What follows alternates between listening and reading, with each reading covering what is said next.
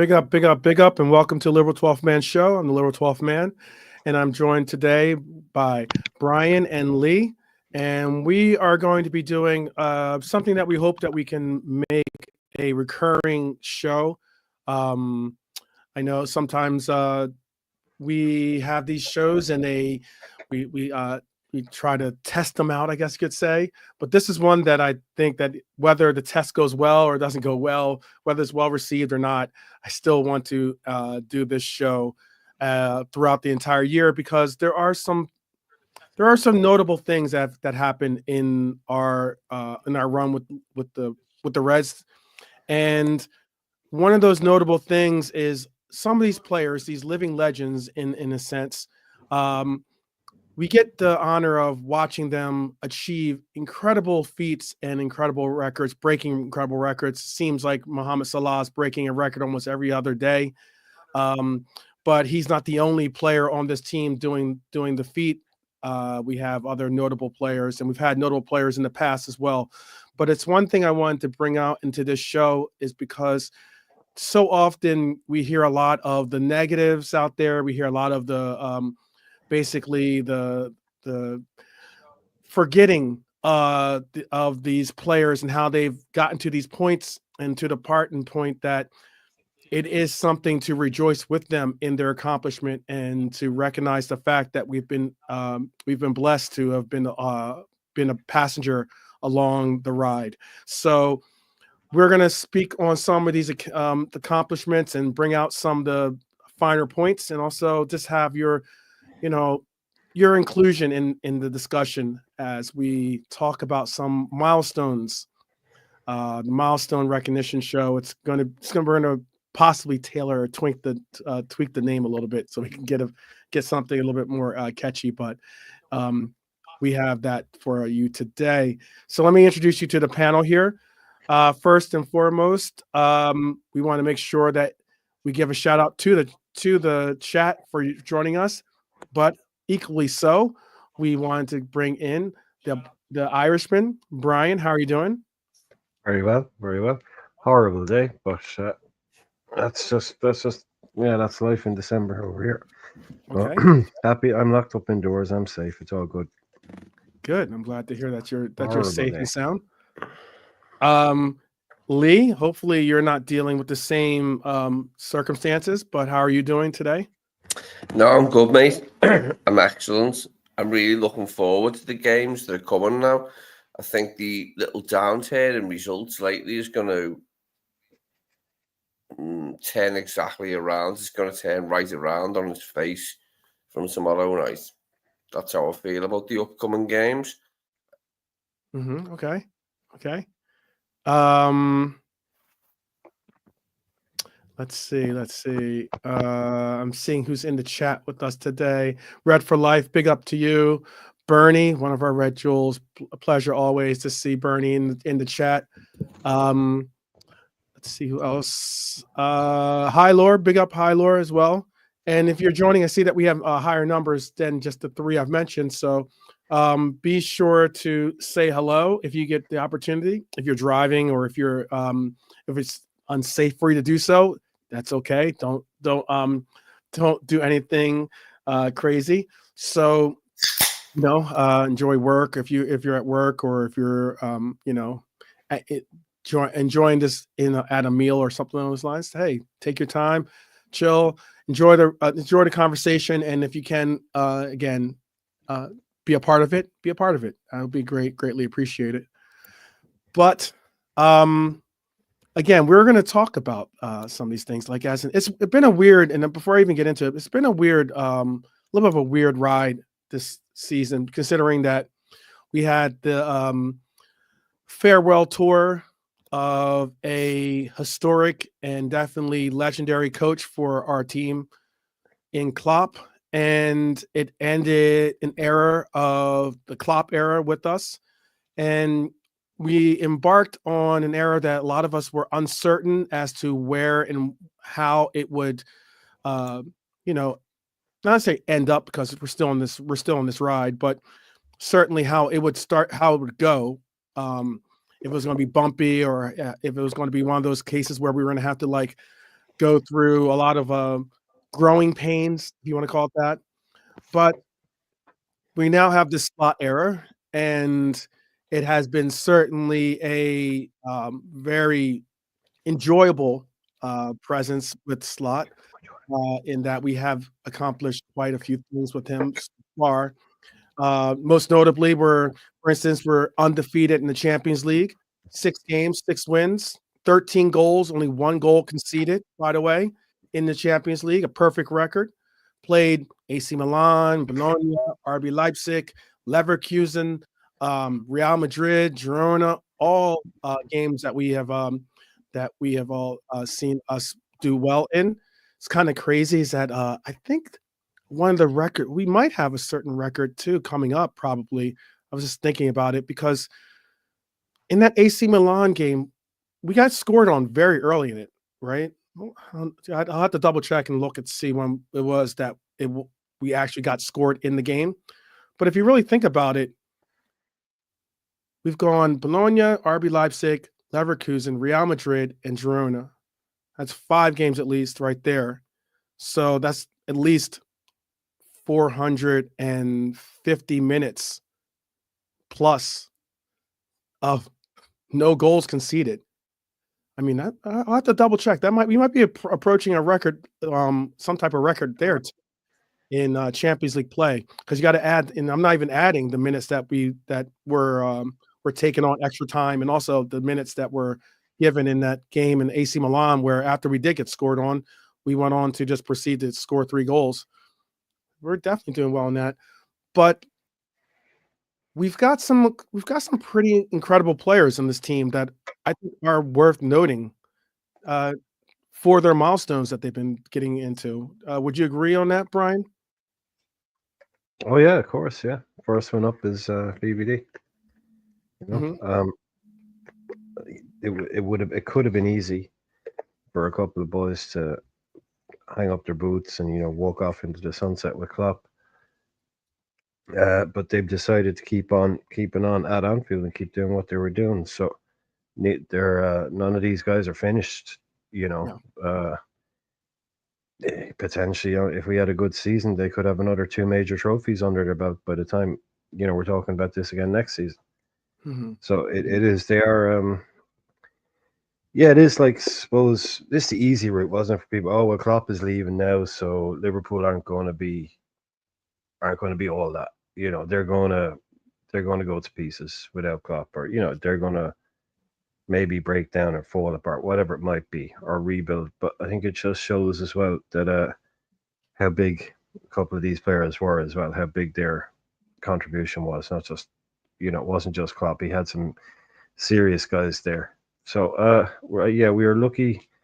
I think we've got some people could probably name 10, but we've got 4 or 5 guys that I think even in 50 years people will still be talking about in top 10 lists and stuff Yeah. like that.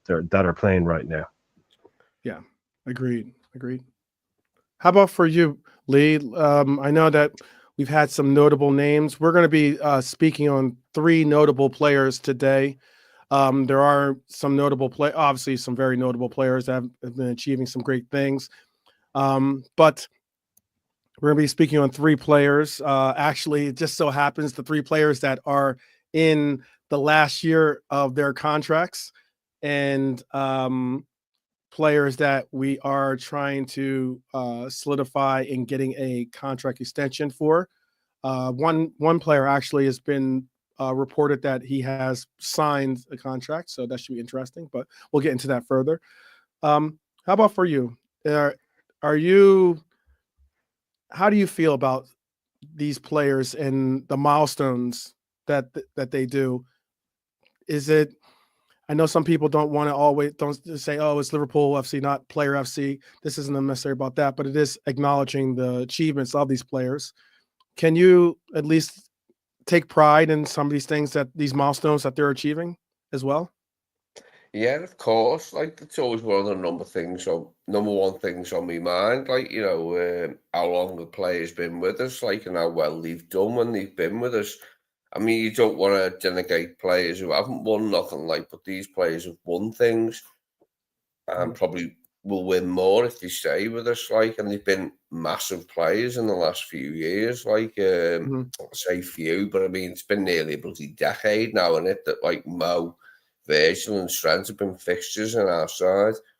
Mhm. And yeah, they have been massive players for us. There's been others as well. Like, you know, everyone's played their part, but these three have really done a lot for us, like, haven't they, in the recent era.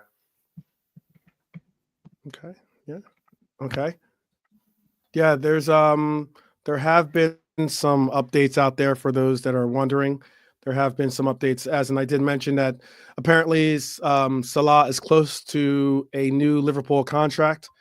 And the other report is that there has been a date revealed, possibly a possible date has been revealed for when Virgil van Dijk will sign his contract extension with Liverpool as well. So those are two names that hopefully we can get, um, you know, done and dusted when it comes to, maybe that could be for those that do celebrate Christmas. It could be an early Christmas gift for some, or just a gift of blessings for others that just who don't celebrate the Christmas holiday. And it could be something that a lot of us are looking forward to, and certainly some of our rivals are not, because a lot of these players that we're going to be mentioning have been thorns in the sides of a lot of teams, and a lot of teams have rued the day that we have signed some of these players and continue to utilize them for the brilliance that they serve. But one of the things that happened recently, and it got a little bit of fanfare, I would say. Um, I didn't see a lot of, it's again what I mean by it, the a lot of the headlines, a lot of what we a lot of the thumbnails and everything else that you were seeing were doom and gloom, or all these different types of thumbnails depicting players' performances, depicting players as this and that, um, and the issues and problems, wanting to focus in on players, and sometimes these players, sometimes not, sometimes they're teammates, but it didn't really focus in on the achievements that we've seen these players achieve. And one of the players that I want to bring up here is a player that, what it's almost like every game that he goes into, he's about to possibly break a record or some type of record. So it is pretty incredible that for this particular player. And that player is Mohamed Salah, the Egyptian king. That's a name that we've given him as well, as certainly because he has certainly been a royal player for us. Salah continues to be defined by all of his incredible achievements, both in terms of his goal scoring and his playmaking prowess. But 50 UCL goals, with that Girona goal, the goal in the Girona game where we won 1-0, he achieved his 50th Champions League goal. That equals Filippo, excuse me, Inzaghi as the 10th highest all-time scorer in the competition. So he's now top 10 goal scorer in the UCL. Absolutely incredible achievement, and something that, what can you say for a player that continues to just break records? I mean, when he scored the record, did you know that he was coming up on this record, Brian, by any chance? Oh yeah, I knew it was in the wind. Yeah, I Okay. knew he was. Um, sorry. Yeah. What were you asking? Yeah, I knew he was in the upper 40s there a while ago. Mhm. Yeah, and he's. There's a couple. Yeah, that's one of the bigger ones. You know, he's got lots of little minor ones, but that's definitely one of the bigger ones. Mhm. So it is just kind of. I did Did say, you? like I said at the start of Mhm. the season, I didn't think he was ever going to let up. Even if this was going to be his last year, I think he would have had his eye on getting as many of these records as possible. I didn't think he was Mhm. ever going to let up. He was on course for amazing season. I just think he's phenomenal. Really, he's playing like a 27-year-old, probably. Because he's got all the experience now. Still misses some that we think he should score, of course. But that's always been Mo. But what he does is pretty much undeniable. That's the word I use for. He's just undeniable. He's just a machine. He never really lets you down. He never causes a fuss. We've got the contract situation, but he's never in the papers for the wrong reason. He's never injured. He never puts in anything less than. I know some people would say he gives 6 out of 10 sometimes, but to me, he's usually a minimum of a 7. Which is pretty phenomenal, really, and it's usually a lot higher. So I think he's got at this level.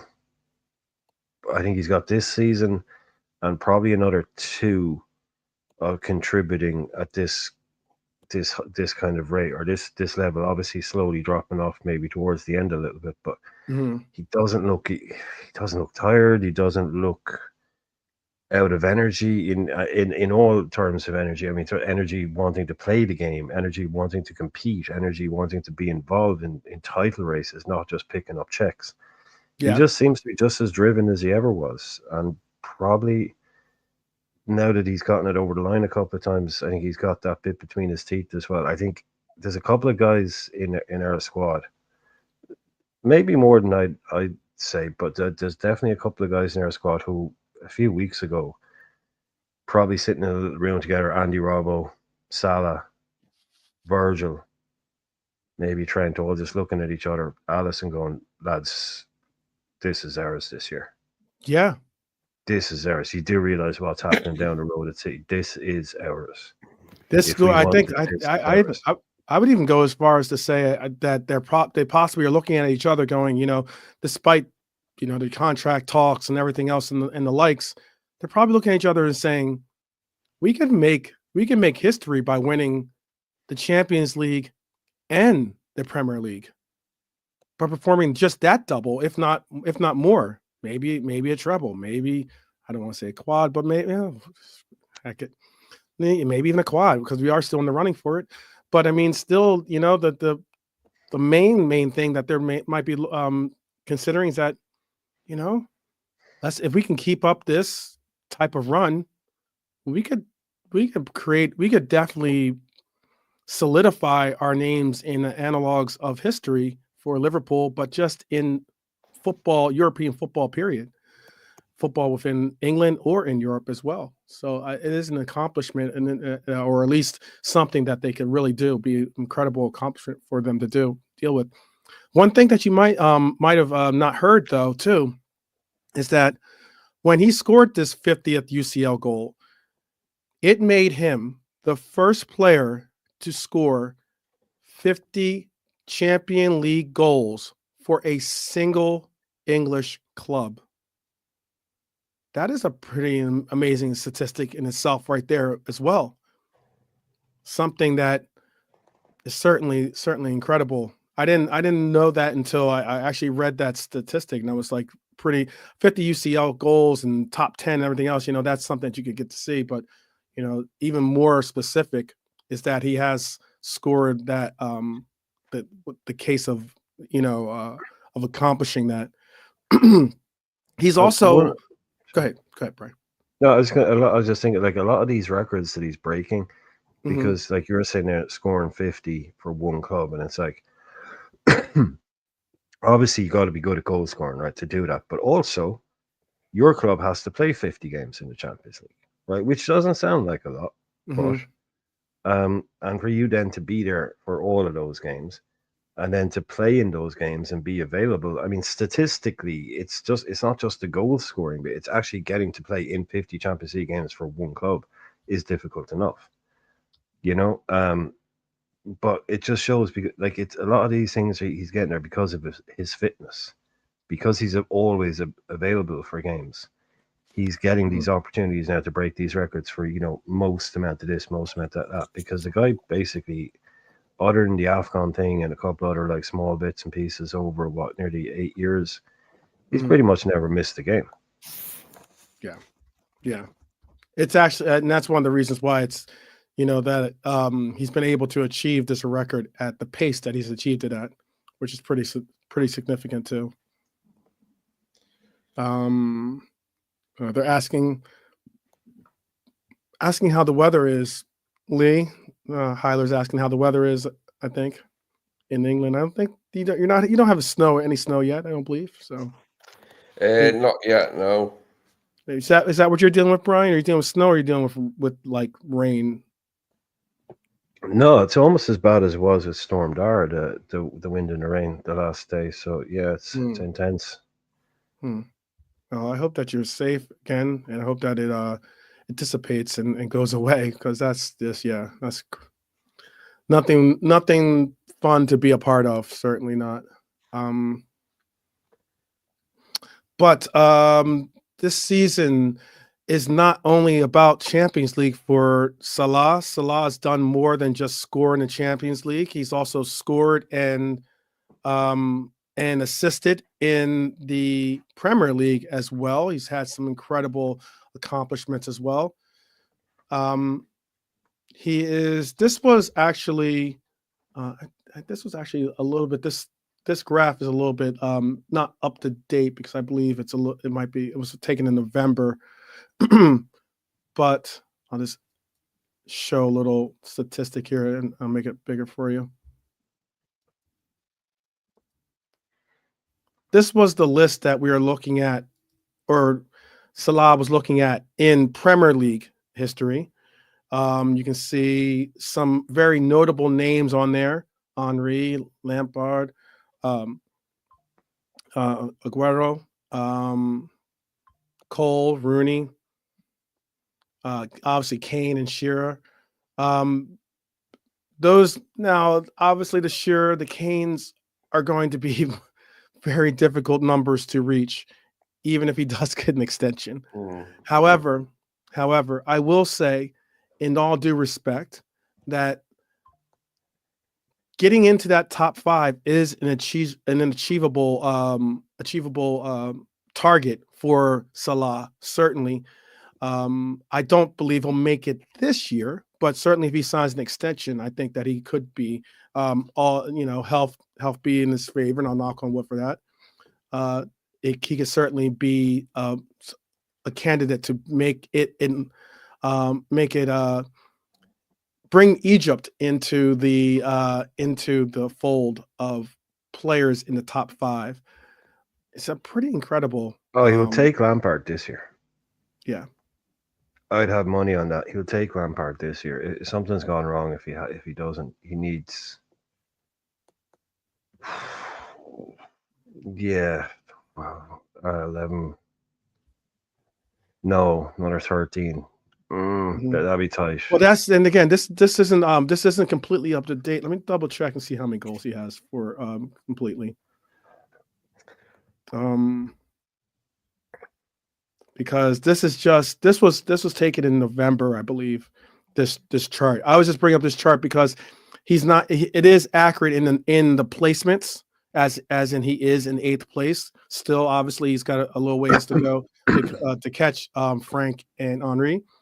But he is certainly on their heels of getting into that into at least 6th place. 8th place. I would liken to this place Lampard, with Lampard being a midfielder. I mean, look at all them at the top. They're all centre forwards, aren't they? Most coming in off the wing. That's the thing. Yeah. That's as a centre forward. I don't think so. That's Mo's place on the wing, but that can't be ignored. That these play Harry Kane's in the modern game, but Shearer, Rooney, Cole, and basically all of them are fucking centre forwards, mate. We're playing bang in the middle, and he scored all his goals from coming out wide. Yeah, and in fairness to Shearer, I mean, they don't he was playing for 2 years. I think in the top flight, I think he played 2 seasons. He's got at least another 30 until when it was then he just changed the name to the Premier League. So in his top flight career, he's actually got about 290, 286 or something like that. But just in the Premier League, getting 260, Where could I see Mo finishing up?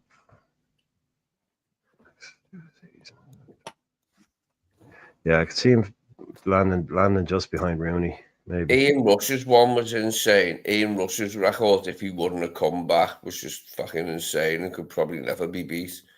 But it was when he come back, like, he was old and all that shit, like, it just didn't go as good. And he was ill or something, like, when he come back as well, I've heard. Like, he got some bloody illness in Italy, like, that's why he weren't as good when he come back. Yeah, pretty impressive numbers. That was last year's. Actually, let me see if I can get this year's. It's been like, to be honest, like, I'm old now, so I like look at like the whole thing. And Jimmy Greaves, he was a mental Jimmy Greaves. He's like shit on all these Jimmy Greaves with his goal scoring record in the top flight. And it was when balls were heavy and the game was harder and all that. Like, yeah, I think he was the best one, Jimmy Greaves, for goals in this league, anyway. Redbird's saying he could see him breaking the 200 goal mark. Yeah, just behind Rooney. I think that'd give him another. If he got this season and 2 more at Liverpool, I mean, that's very achievable. It's really achievable if he gets 2 more years at this, even close to this level, like, and half a season now and another 2. That's really, I mean, I'd be surprised if he didn't get another 36 goals over the next 2.5 seasons. I mean, like, that's, he's gotten 30 on his own in one season, more plus, more than one. So yeah, that's got to be it. If he stays fit and stays at the club, that's what I can see him landing. Just to be honest, when you think about it, it is a great 2.5 question. years. Who was the most deadly? It'll tell you now. Mo ain't the most deadly, like, in terms of finishing.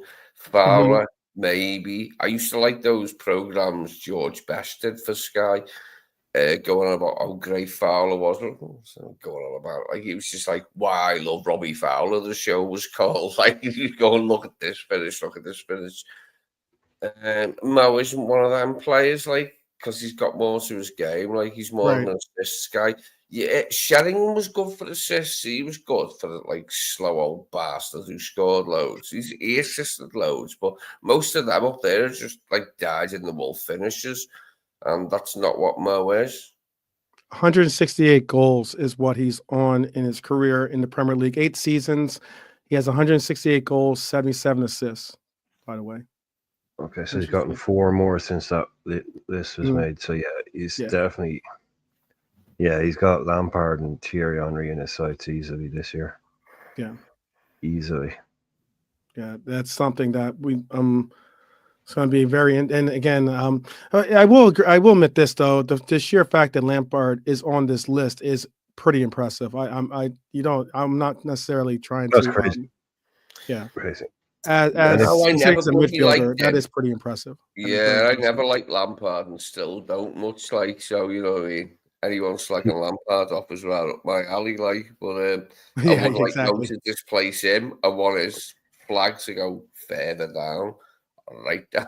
But it's also mad when you think about, especially how long people have been around. But yeah, I suppose not mad when you think about it too much. But 1, 2, 3, 4, 5, 6, 7 Englishmen. Do you know what though? Sorry, 7 Englishmen. Like, the fact that Lampard's in there for a central midfielder speaks volumes for his game, doesn't it? Like, he was a fucking great goal scorer midfielder.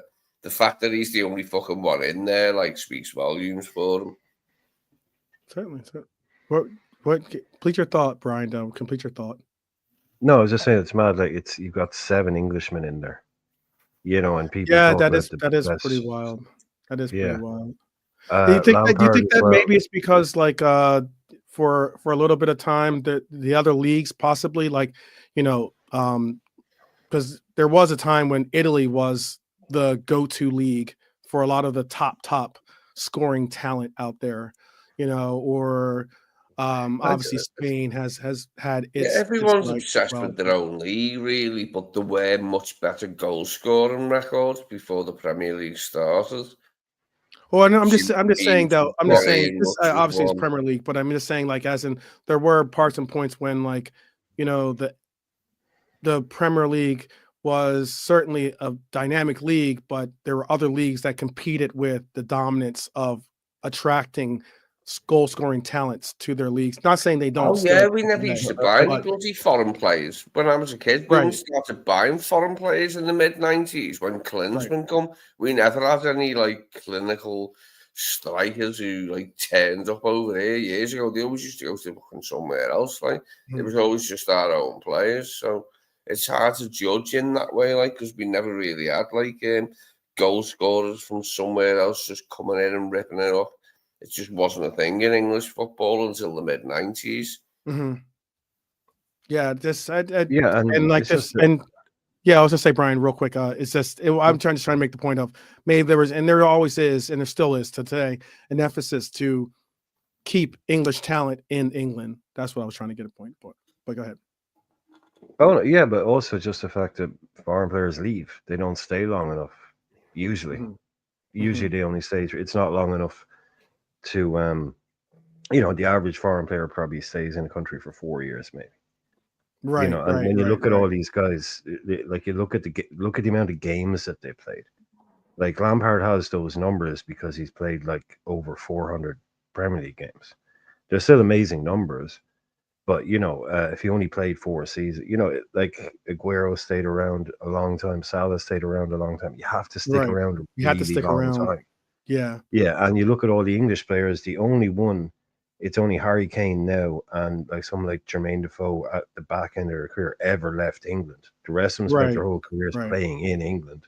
Right. So the way I look at And it, even Robbie left England, and stuff like that. Yeah. yeah, the way I look at it really, look, obviously there has to be a minimum number of games, right? Hmm. But when I look at a list like that, you I'll do put take it into back to account this in a like second. the yeah, you do take into account the fact that players have spent longer in the country. Some players are English, some players did.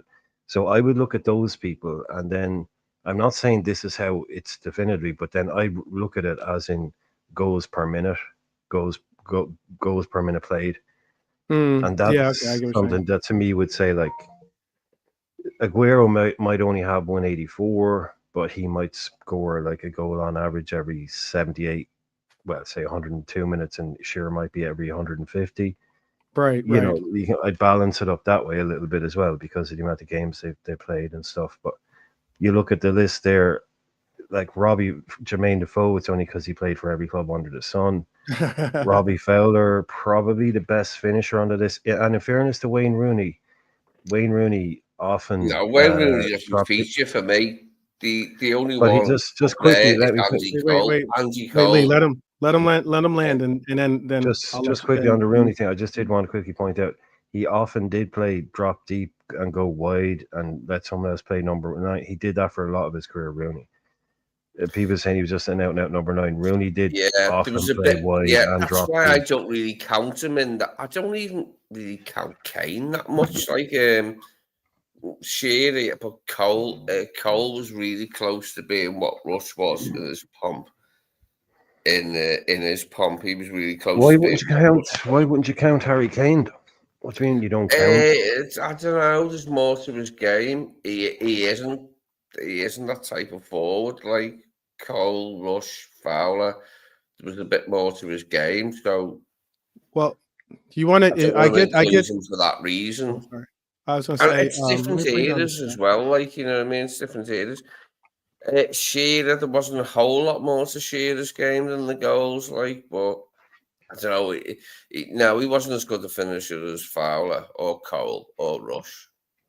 Well, with No. that said, you asked about, for instance, you're just talking about goals per minute. Aguero is It's Aguero. a Oh, I know it's absolute Aguero.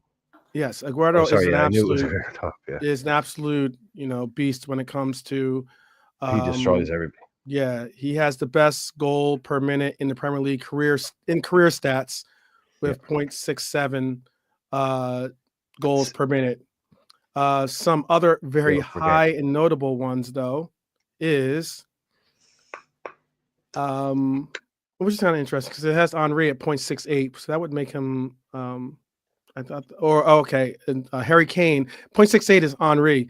You said you also said Kane though. Kane is at 0.67 as well, goals per minute. That says goals per minute in his career of Premier League goal scoring. But most notably too, though, this man he's on my left technically, but on my right on the screen here, Mohamed Salah, 0.61.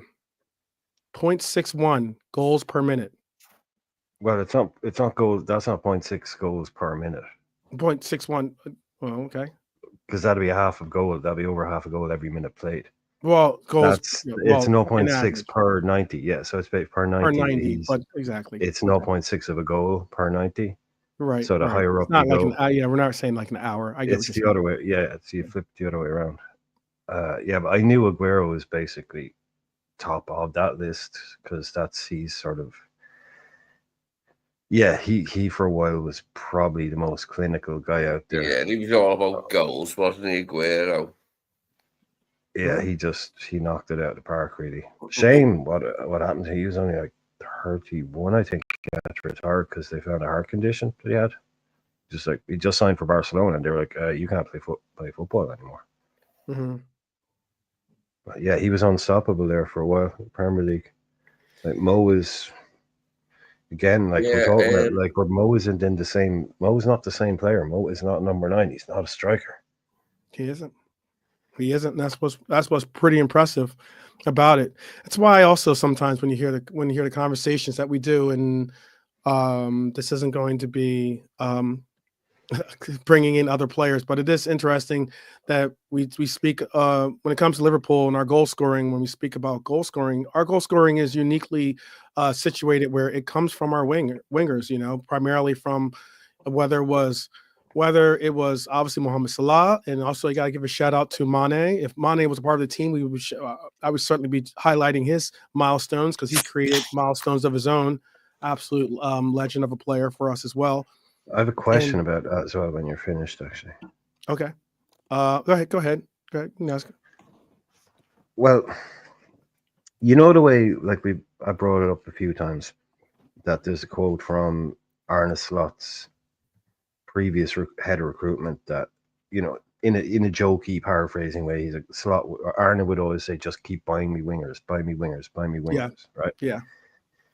So obviously that's something that he likes. And like you said there, our primary goal scoring threat now for a while has been our wing play, not our, Bobby, amazing player, never, not an number 9. He's not a goal scorer. It's a statistic I bring up, or a point I bring up about when's the last time we had a goal scorer, our top goal scorer be our striker. Yeah. So we've got that, right? And we never had one, never under the Klopp era, by the way. Never won under the Klopp era. Never. I think one year was Ox. Do you think that the reason we brought Slot in is because he plays kind of that way anyway, and that's the way Klopp has kind of set us up? Yeah. Or is it because that's the way the football is going now? Like it's coincidental. Yeah, I'm sorry. I think it's certainly your point of the first point rather than the latter. Personally, yeah, it's not because is it like to carry on what we were doing to carry on? Like, would it be that difficult to shift system, or is it that because that's where it's becoming much more prevalent now as wide forwards as opposed to Ollie Watkins, Dominic Solanke type dross, in the Premier League? Right. I mean, or is it a mixture of both? You know what I think is why that, or your point that you're bringing up might get overshadowed is because of the absolute, behemoth that is Erling Haaland in City. You have to leave him out with stuff. You have to leave him out, like as in when you're speaking on a lot of these statistics, talking about these outright, let's get an outright number 9, like those kinds of things, those kinds of people always talking about, oh yeah, number 9. And I'm like, it's a little bit of what you said with the fact that the league in general has gone to more of the progression of goal scorers being from their wingers as opposed from their number nines on good number of teams. You know, you look at Arsenal, you know, Saka and the likes, those are their goal scorers. You're not talking about, you know, Jesus, or you're not talking about Havertz as being their primary goal scorers. You're looking at teams even when it comes to obviously our own, but when you were speaking on even Spurs, albeit Kane was a outright number 9, obviously those numbers that we spoke on earlier, but when he left, you know, what did they have to do is they had to bring their winger in as a number 9. If not, now he still doesn't even play as a number 9. He's been pushed back to his left wing role. Now that Solanke's there, but he's still their primary. He's one of their primary options of scorers on their teams. I mean, a lot of teams have gone and continue to see their wingers or their wide men be the goal scorers as opposed to their number 9s. Yeah, it's a different game now, isn't it, formation wise? So you can't easily compare goal scorers from different eras. It's a different game formation wise. But Mo is one of the very best we've got in the modern era. Like, you know, he scores a lot of goals. He scores a lot of goals. And I'm not discounting the fact that yes, Chris Wood is scoring a lot of goals for obviously Forest, and Isak is obviously a goal scorer for them as well. But I mean, Gordon is a viable choice or viable, you know, I want to say goal threat, but option for Newcastle still. You know, as in they still utilize, most teams still have emphasis on getting production from their wide men. And more often than not, especially in this league, I would say, looking at the top number 9s in our league, I don't think you would go and say, let's just move Haaland out of the equation. I understand Haaland is incredible goal scorer for number 9s, but once you get into the other names on that list, you're looking at a whole different selection of caliber players, you know, when it comes to what we're talking about. That's what I think Brian was, or one of the points that Brian is kind of bringing up, or that's at least the point I was getting taken from it. Yeah, I also think it's to do with the use. I think you can have a number 9. You can have you can have a number 9 in your team, and then your attacking play can be geared towards crossing or creating chances for that number 9. Or you can have that same number 9 in your team, and your attacking play can be built around build up with that guy or link play with that guy. And of course, you know, passes to him or whatever. He's not just there to be a traffic cone, bounce the ball off. Right. Or, you know, you can have a number 9 that drops deep. And so it's all about what kind of number 9 you have in there. I think we get, say, like a number 9, like we think maybe Drogba, Kane, Shearer, big, strong strikers, Edin Dzeko, real target men type, who basically a lot of the idea is to get them the ball, create chances for those guys. Yeah. That's not really what any team does now, I think, other than even with Haaland, one of my favorite players, Luka. For him, like, yeah, you know, one of my favorite players was Luka, and or just the mold and style of player that he was, and that, you know, Luka Tony, excuse me, doesn't really exist in today's game, really. When it, you know, there's not many players that exist in his style of play. But even when you look at it today, you know, obviously Salah and Haaland are both leading the league in the Premier League. But when you look at it, you have Salah, Haaland, Palmer, Mbeumo, Wood, Visa, Jackson, Cunha, and Madison. Of that list, only I think 4 of them are outright number 9s, right? Haaland is outright number 9. Wood is an outright number 9. Jackson, I guess you call a number. Yeah, he's a number 9. Okay. Yeah, he's a number 9. Yeah, definitely. Cunha is a number 9, right? Not really. No. Okay. Jackson is much more of a number 9 than Cunha is. Okay. So yeah, Cunha's a again, link man. four. I would say 4 of them. So Isak is the fourth. Even Madison, he's like a 9.5. Even yeah, he's not like a straight through the middle number 9. He drops deep. He goes wide. He's more of a exactly.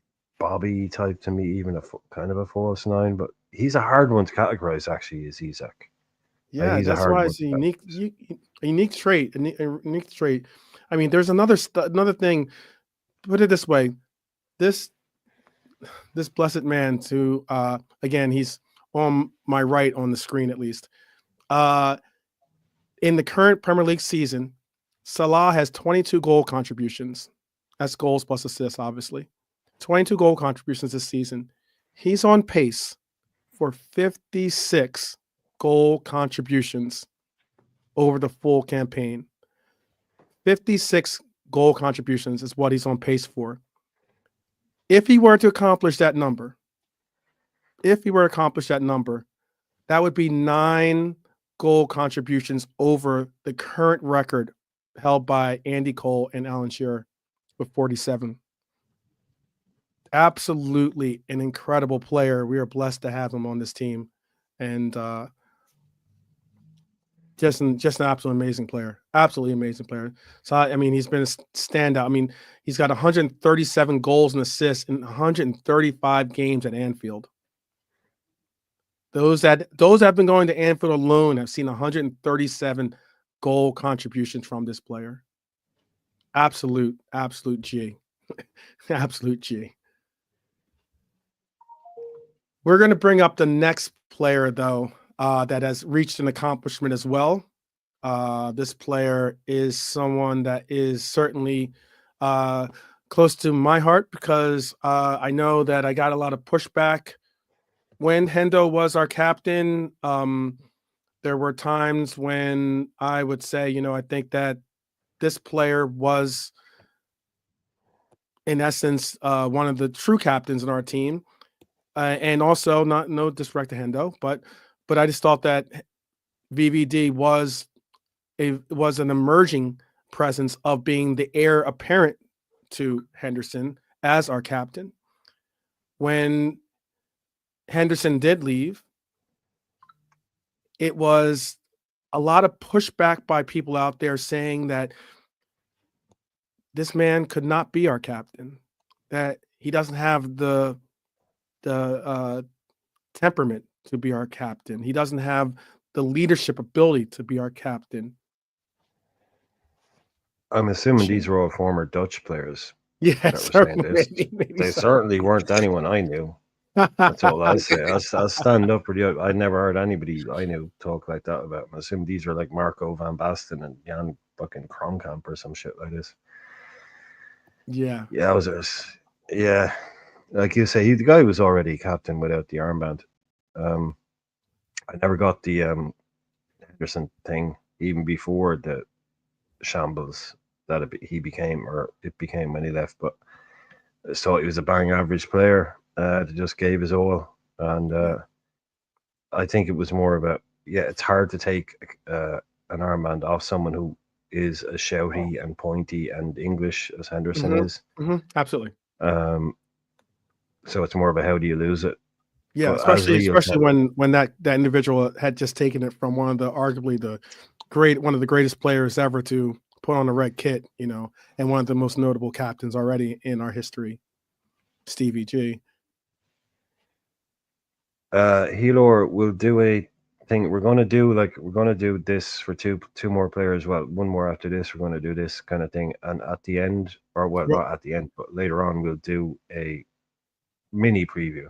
Yes, certainly. Yeah, we'll do a little preview on tomorrow's game. I don't want to take away from the sheer fact that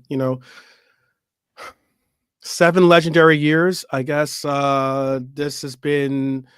Virgil van Dijk has been a central figure in our team throughout this period. He has, I think, solidified himself as one of the best center backs, not only in the world, but possibly in the history of football. at 33. I know, again, there was a reason why he, made that comment of, you thought I was done, basically. I'm paraphrasing. But in the locker room, he later took it back because he didn't want to make it about all those things because he can be a humble person, unlike some that have done his role a la Rio. But but he is certainly a humble player. The reason why I'm bringing up this milestone is because, or this player as a milestone maker, is because he has recently won his 200th win for Liverpool. His 200th win for Liverpool in 290 appearances.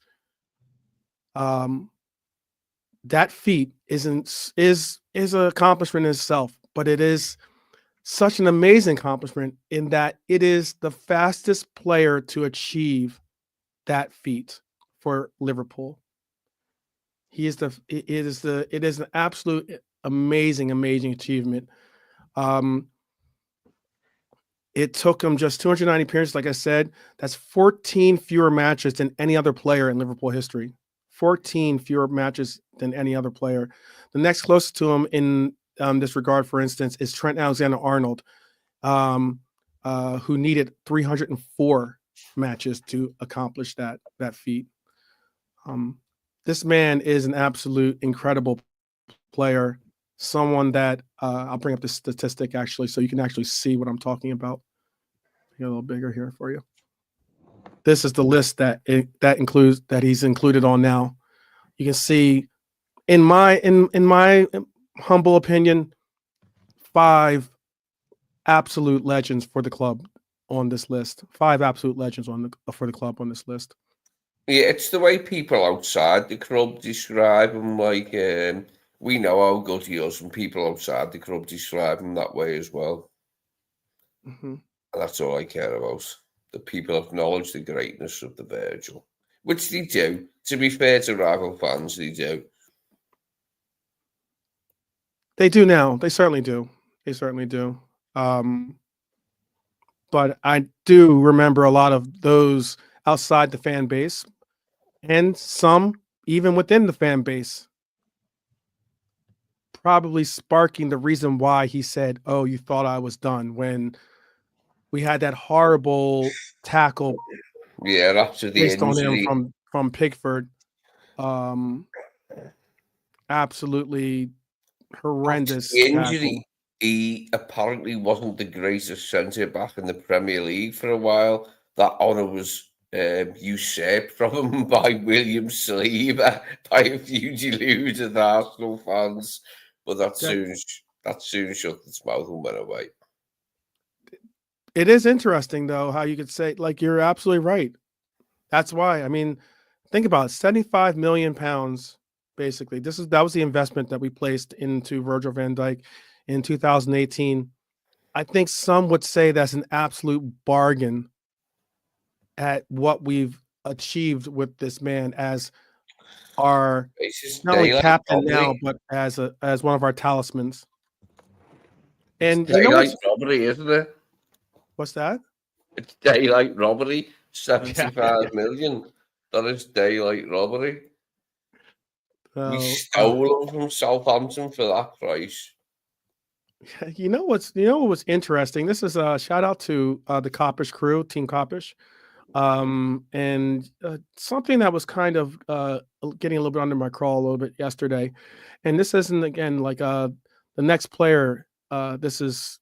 He's going to be on our list, and he's certainly one of our valuable players that are part of it. But what was interesting is that they're having an argument about like who is more of a pivotal player, as in like who, like if you were to take a player out of our team, what would be the bigger loss or bigger the bigger loss in their absence. And one thing we have seen, and Brian brought it up earlier, Mohamed Salah is very rarely injured, and let's hope that continues. I'll knock on that one again on the wood there. But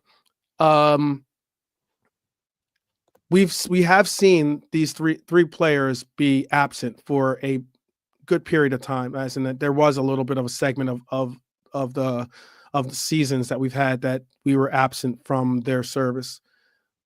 And I think it was a lot. Excuse me. I think it was Cal that was making the argument that Trent was more important and that he was, or that he is more vital than Virgil van Dijk, and I couldn't disagree more. Drifty was on the side of what I'm saying, but I think that this player is certainly, when you say spine of a team, I think that Virgil van Dijk is easily put into that sentence when you're talking about our club. Would you? Yeah, I know. Arguing, I know they always, as of late, they argue about a lot. I know, but that's the great part about their show, Trap Show. Team Coppers does get into a couple of different opinions, but do you think of when you think of the spine of our team? Do you is Virgil van Dijk not in that mention for you, Lee? And then we'll go to Brian. For me, there isn't much of a team without Virgil van Dijk. I don't want to be hyperbolic about it, like, but you take Virgil van Dijk out of our team, and there ain't much of a one. Yeah. Yeah. In real terms, in trophy winning terms. Yeah. Yeah. Absolutely. For you, Brian? Yeah, I think that's I mean, you can't really talk about the spine of a team without. I mean, sort of. He's kind of the definition of that. You know, it's sort Right. of. And I was just going to say, on Virgil before we move on, I think. Mhm. So we have one other player we're going to move on to. Yeah, I just think over the last, I think maybe. Yeah, I'd probably go there with King Kenny as well. I think, other than King Kenny, or not other than, I think since King Kenny's probably been the most important player that we've ever signed, the most kind of transformative player that we've ever signed. Like, we lost Keegan and we brought in Kenny, and kind of everything hit the road. Different era. We were already winning shit, but we had an idea what we were trying to do. Like, we had a manager.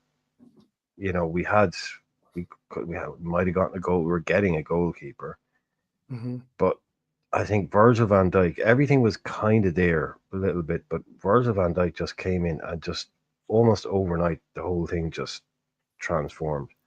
Yeah. I think he just brought a complete level of the fact that he turned down It was City, instant, the fact that wasn't it? waited for us to, like, the difference between Virgil van Dijk Liverpool and a pre one was like, that's what a real team looks like. That's what a real defender is. That's what like, we had this crazy clown car shit under Brendan, but you know, we could win a game. We could win any game throwing Suarez at it and throwing Coutinho at it and throwing all the boys at it. But we could give up 4 goals in a heartbeat, like we did on multiple occasions. He came in and we became a serious outfit. Oh, we hadn't been a serious outfit for a long time. And he, to me, completely transformed the whole vibe around, the whole aura around the club almost overnight. Yeah. And to me, there's never been, better players, bigger legend, but in terms of the transformation that one player has made for the club, I think in the Premier League era, we haven't seen anything like it. The difference between us, like, what's everybody knew, and I think it doesn't really get talked about enough, and I'd love to know the full story about him, Man City putting the money on the table. What was it that said to him? Because we were not the club to go to. It was only because it was Klopp was there. City was the bet. If you want to win trophies, City was the bet. Okay, And he would have been proven right. They were in for him when we bought They them. were big in from, they went in with the same amount of money. He waited till January. But yeah, I've never seen a player transform a club in my lifetime the way he has done for us. I'm of course I don't, this is my own opinion, but I mean, like, maybe when you do say City and then you do say Liverpool, City has certainly seen certain highs with their winning Premier Leagues and the likes. But there's a difference in what City is and represents as opposed to what Liverpool Oh, is 100%. and Yeah. represents. Hopefully And that was it. I think I that mean, could have been what was important for we'd all love Virgil. to. I think it's We'd love I to think think it's that. one of those reasons why there's a difference between these contract extensions that we're going through right now. There's a difference in the importance of Virgil or even Mohamed Salah signing and running out the good majority of their careers with this club. And it's because they understand that they are living legends. They're if they were to leave now or in 2-3 years, they're still going to be a legend. But it's so much so that they understand that they've made incredible accomplishments with Klopp, but now they have the opportunity to make incredible accomplishments without Klopp. So that you can almost say that it's, how sometimes people will say, oh, it's all about the coach. It's all the coach is this, the only reason why they won was because of Klopp or this and that. They could have the accomplishment of saying that we've won with Klopp and we've won without Klopp. We're just individually incredible players. And I'm sure they'll give the props to Klopp for helping them create some of the characteristics and talents that they've helped been developed under Klopp, but it's something of we've like had standing out on Virgil's your the own finished type deal. article. we've had Virgil other was the good finished centre article when we halves. bought him. Okay, wait. We've had other good centre halves. If you let me go on here, Yeah, we've had go other ahead. good centre halves. I've Mhm. seen Hansen, I've seen Lawrenson from the stands, but they came into sides that were already successful and winning European cups and leagues. Right. In fact, I Right. think we were European champions when we signed Hansen. We were European champions when we signed Lawrenson. Virgil, it was a different matter. He just came in and made it his own. And that's what gives him the edge, in my mind, like for our best ever centre defender that I've seen with my own fucking eyes. Mm-hmm. Yeah. Yeah. And that's understood. Yeah, it's understood. It's one. I just love the fact that he has put some of those people that were questioning his ability to be a leader on this team, questioning his ability to be able to, because he's not and a lot of it's because he's not as, in your face screaming and pointing in your face type of a leader that Henderson was. Because he wasn't that, people were questioning those reasons. There were also some reasons that I don't really want to bring up, but I mean, like there were some bringing up Hippie reasons wasn't for like that some either. nefarious reasons. Go ahead. Hippie wasn't like super arrogant. Hippie was a massive dude. Right. He was like probably the big Dolph Lundgren energy kind of going on. And he was never like, he could point and shout, yeah, but he was never someone, that gave it the big. And he was also like that, just, very chilled, very kind of more often than not, just like let his football do the talking. And I think, yeah, in England, people do like to see, like Jamie Carragher would be a great example. Like Jamie's energy. Jamie was always running and shouting and screaming at the ref, at everybody else, and in England, yeah, people do like that, but you can see someone like Van Dijk is looking at him going, man, you're wasting a lot of energy. He's got that extra little bit, hasn't he, Virgil? He's got that extra little bit that you don't see often. He's got ice in his veins, man. You can't teach that. You can't teach it. You can't teach it at all. No, you can't. Yeah, absolute beast. I mean, like again, I told you about how Redknapp apologized to him on air, actually, because he was one of those people that questioned if Virgil van Dijk had lost a step and how how that injury was going to be, a possible career ender for him, in the sense, or maybe not necessarily, if not in a career ender, but at least an ending of him being the pinnacle when it comes to center halves in the world, in Europe, or even in England. And there were those out there that were certainly not in his camp, not believers, but he's proven them wrong, and I'm glad that he has, and he's had the opportunity to prove them wrong.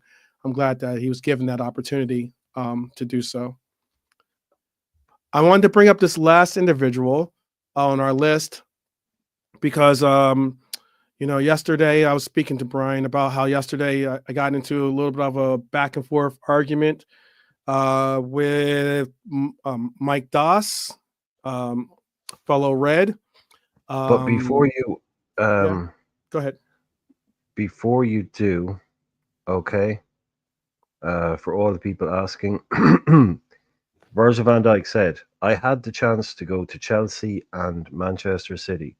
When you compare the clubs, you look at the history, the town, the current squad, their plans for the near future. But the most important thing you look at is the manager. And Jurgen Klopp is an important reason why I chose Liverpool. Klopp has something special. Is it his energy? Is it his overall image? I sometimes sit and think about what he does and what he has done more than others. I think it's his man management. Blah, blah, blah. Klopp gives you a great ceiling. It may sound daft, but that really inspires you as a player." So, that was pretty much, next day, he's a great coach, yada, yada, yada. So basically, he confirms that he had the choice, he had the chance to join Man City and Chelsea. And basically, like you said, the reason was he looked at the club, he looked at the manager, and he said, "Yeah, that's where I want to be. That's where I want to go." And that was it. Absolutely amazing. Yeah, the same coach that some content creators have called PRICK. Same coach that some people have called some content creators out there have called a clown.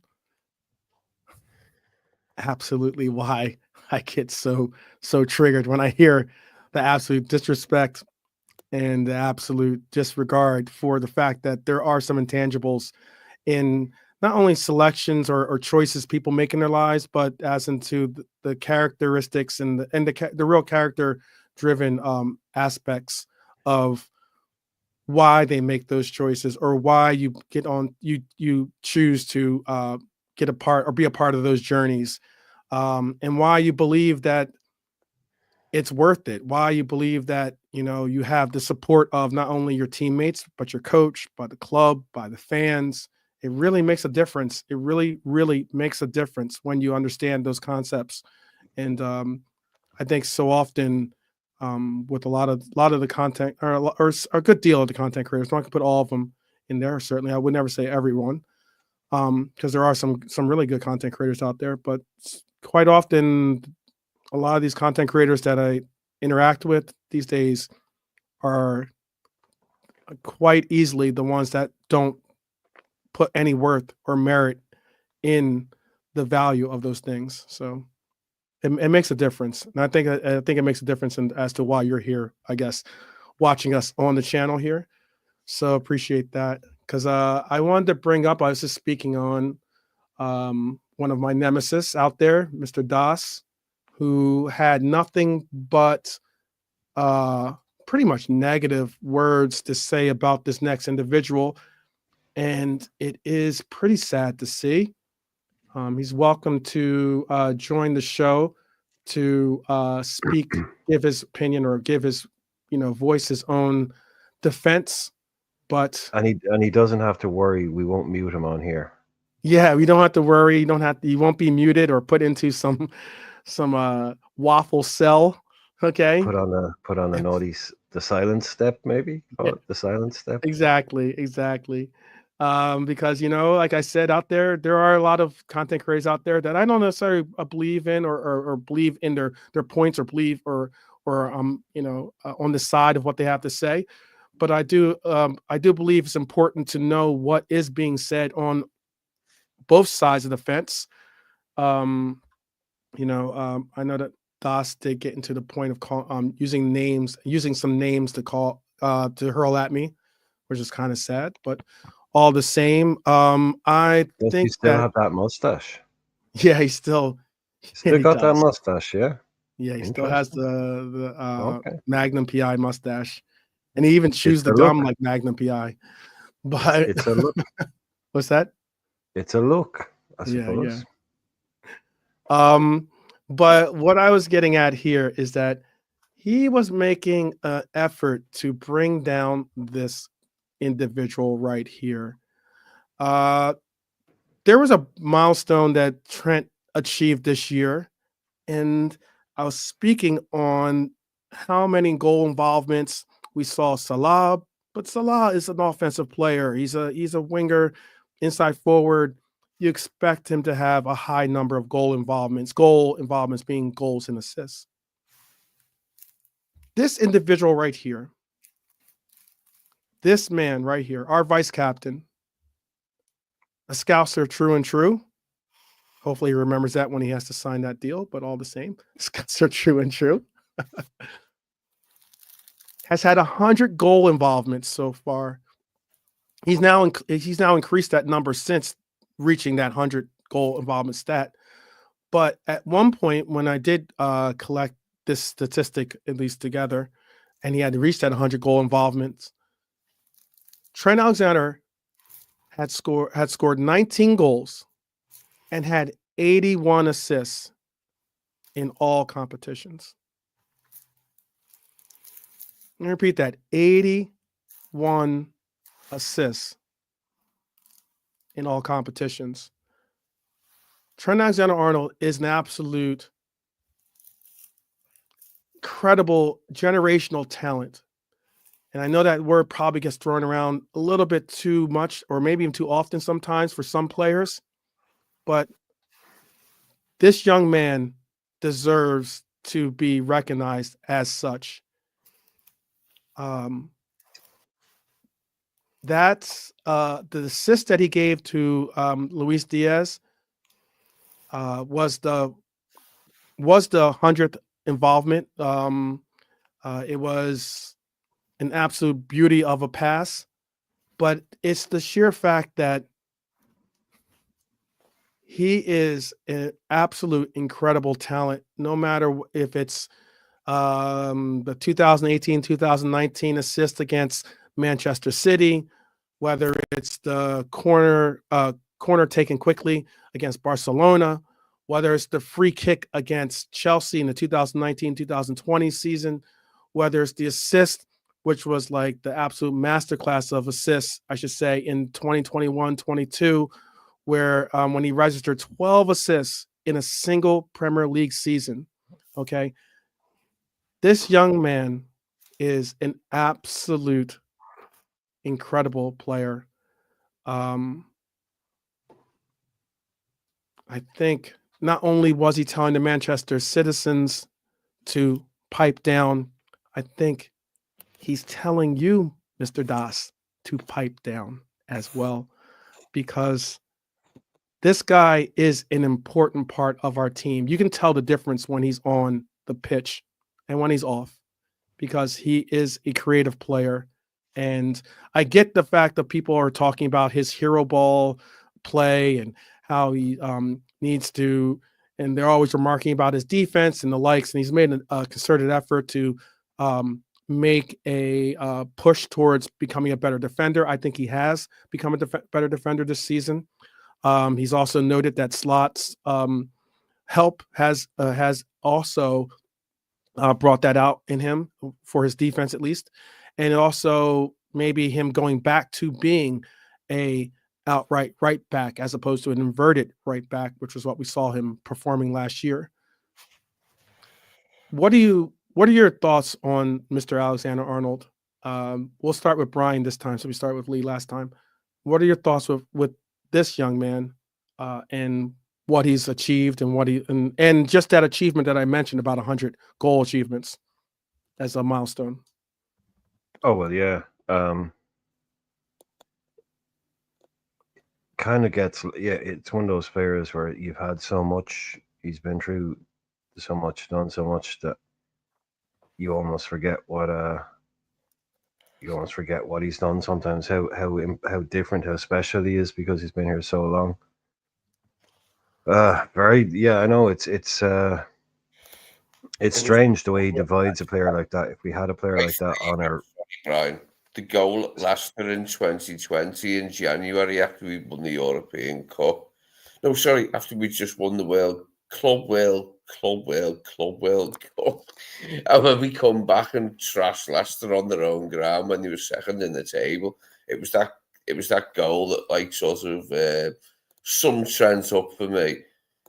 It was just like a fucking arrow, or it made there was no waver in it, like there was no deviation. It was just straight as a fucking arrow, that goal. And that's what his right foot can do. Gotcha. Yeah.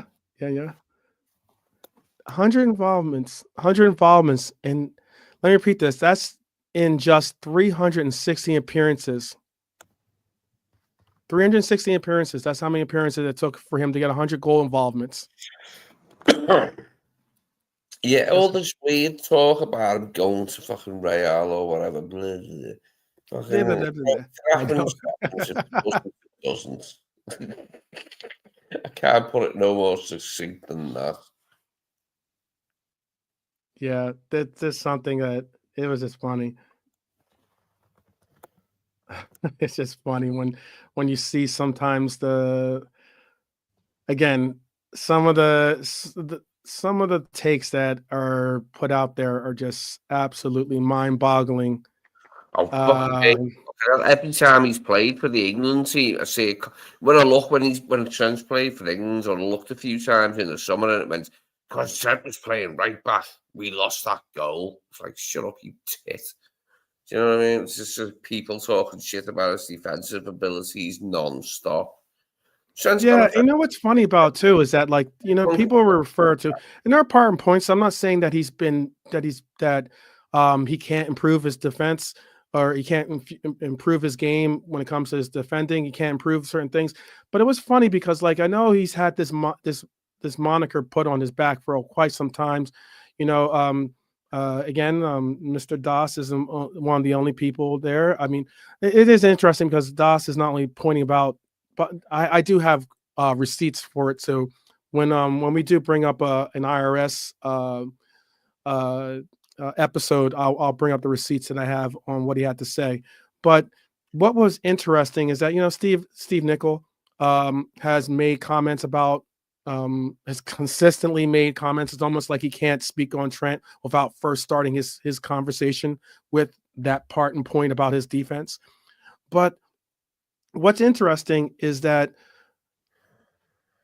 a lot of the times it's not solely because Trent is in their words, a poor defender. It can be attributed sometimes to the fact that he's being asked to go and play so far forward that it's difficult sometimes to have in your brain or in your mind the notion that, oh, this right back is supposed to be playing like a Kyle Walker maybe, or something along those lines. Yeah, I didn't like that last season, like playing the inverted and that old chestnut that they say, if you repeat a lie often enough, people will believe you that he can't defend.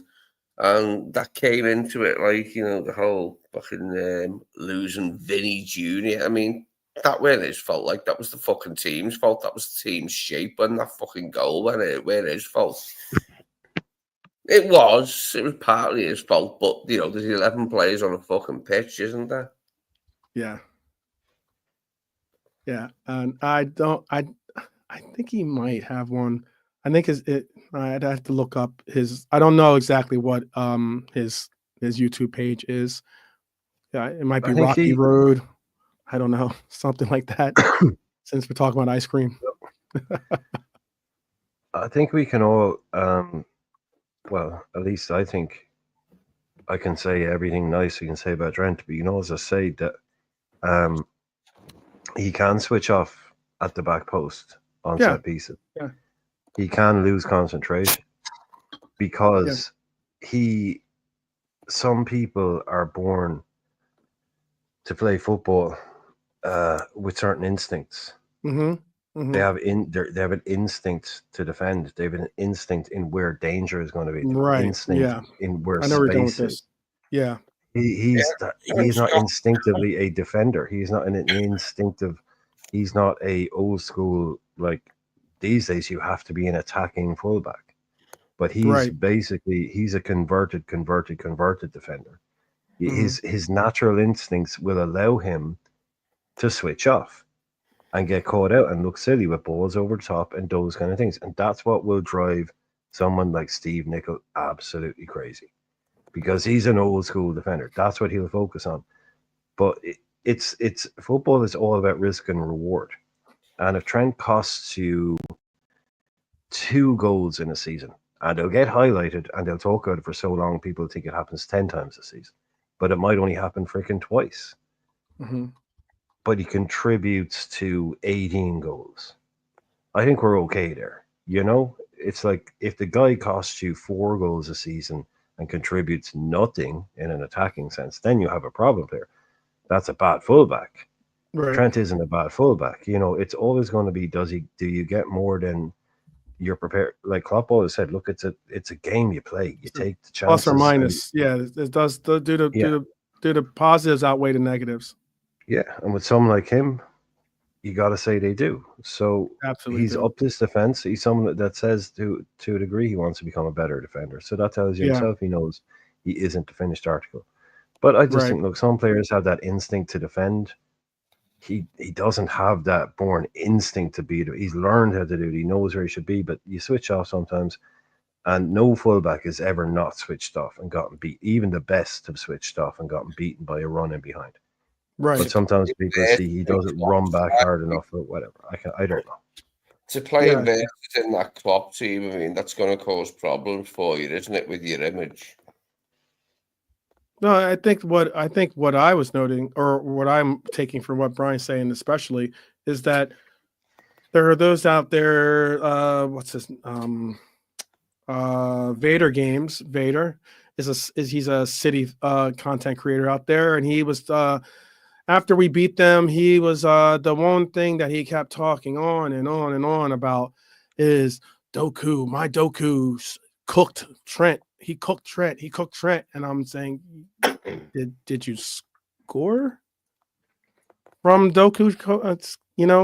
It's about the results. Like as in, it's one of those cases where you're just like, I Yeah. give him And credit because like we all were Eric doing, Kwanzaa came on and locked down his and then yeah, and Doku. shut it down. Yep. It's like it's like similar to what like you know uh, uh yesterday K-Mac was on the channel saying about how we can't get Robinson was average, or he wasn't Robinson wasn't as good as people were making him out to be, blah blah blah blah blah. And I'm sitting there going like, yo, Robinson had an excellent game yesterday. He absolutely had an excellent game. But I mean, there are players out there that can use their physicality or you can use their speed, and it's the reason why they're playing the position that they're playing. And and if they're able to utilize it, you expect sometimes to get beat. But it's about what Brian said. I think is so spot on. Is that there are some players out there that look to defend, and that is their primary focus. There are some players out there that look to get involved offensively, and that's their primary focus. Not many players can do both, and not many players have such high levels of one or the other. Whereas, and you can look at it and say, oh well, you know what? Yeah, you're not getting A out of this player, but you're certainly getting B. You know, and Trent is someone that you can certainly say if you're even if you're not getting the results or the statistics that you want from him defensively, you're certainly getting from offensively. No, I You don't can't think say he's that. anything as bad defensively as what rival fans or people who don't support Liverpool would like to say or like to imagine. Hmm. Yeah, it's weird. It's very weird. Very very weird because let me bring up this. There's a interesting statistic. Uh, I already spoke about the 81 assists because we're about to bring up our preview of the Southampton game, people. So definitely stick with us for that. It was a simple the Premier League assist this season. Rob Robinson has 6 assists. He got 2 assists in that game and ended up surpassing Trent Alexander-Arnold.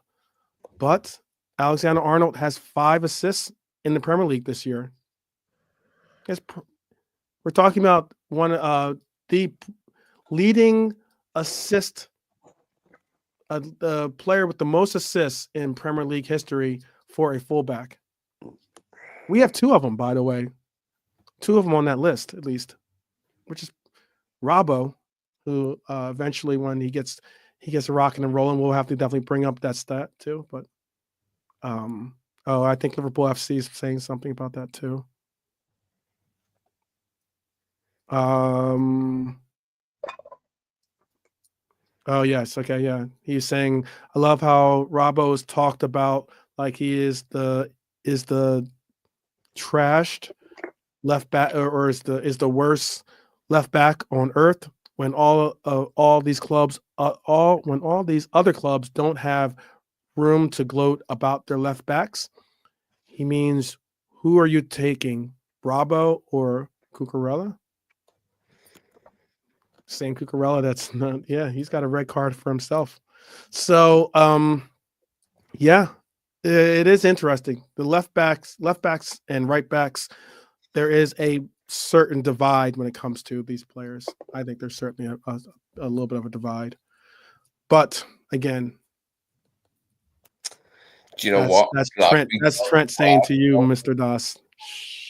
I'm glad we dodged Guardiola. I don't think much of him now he's here. I thought he was great, like, before City bought him, but now I think he's shit.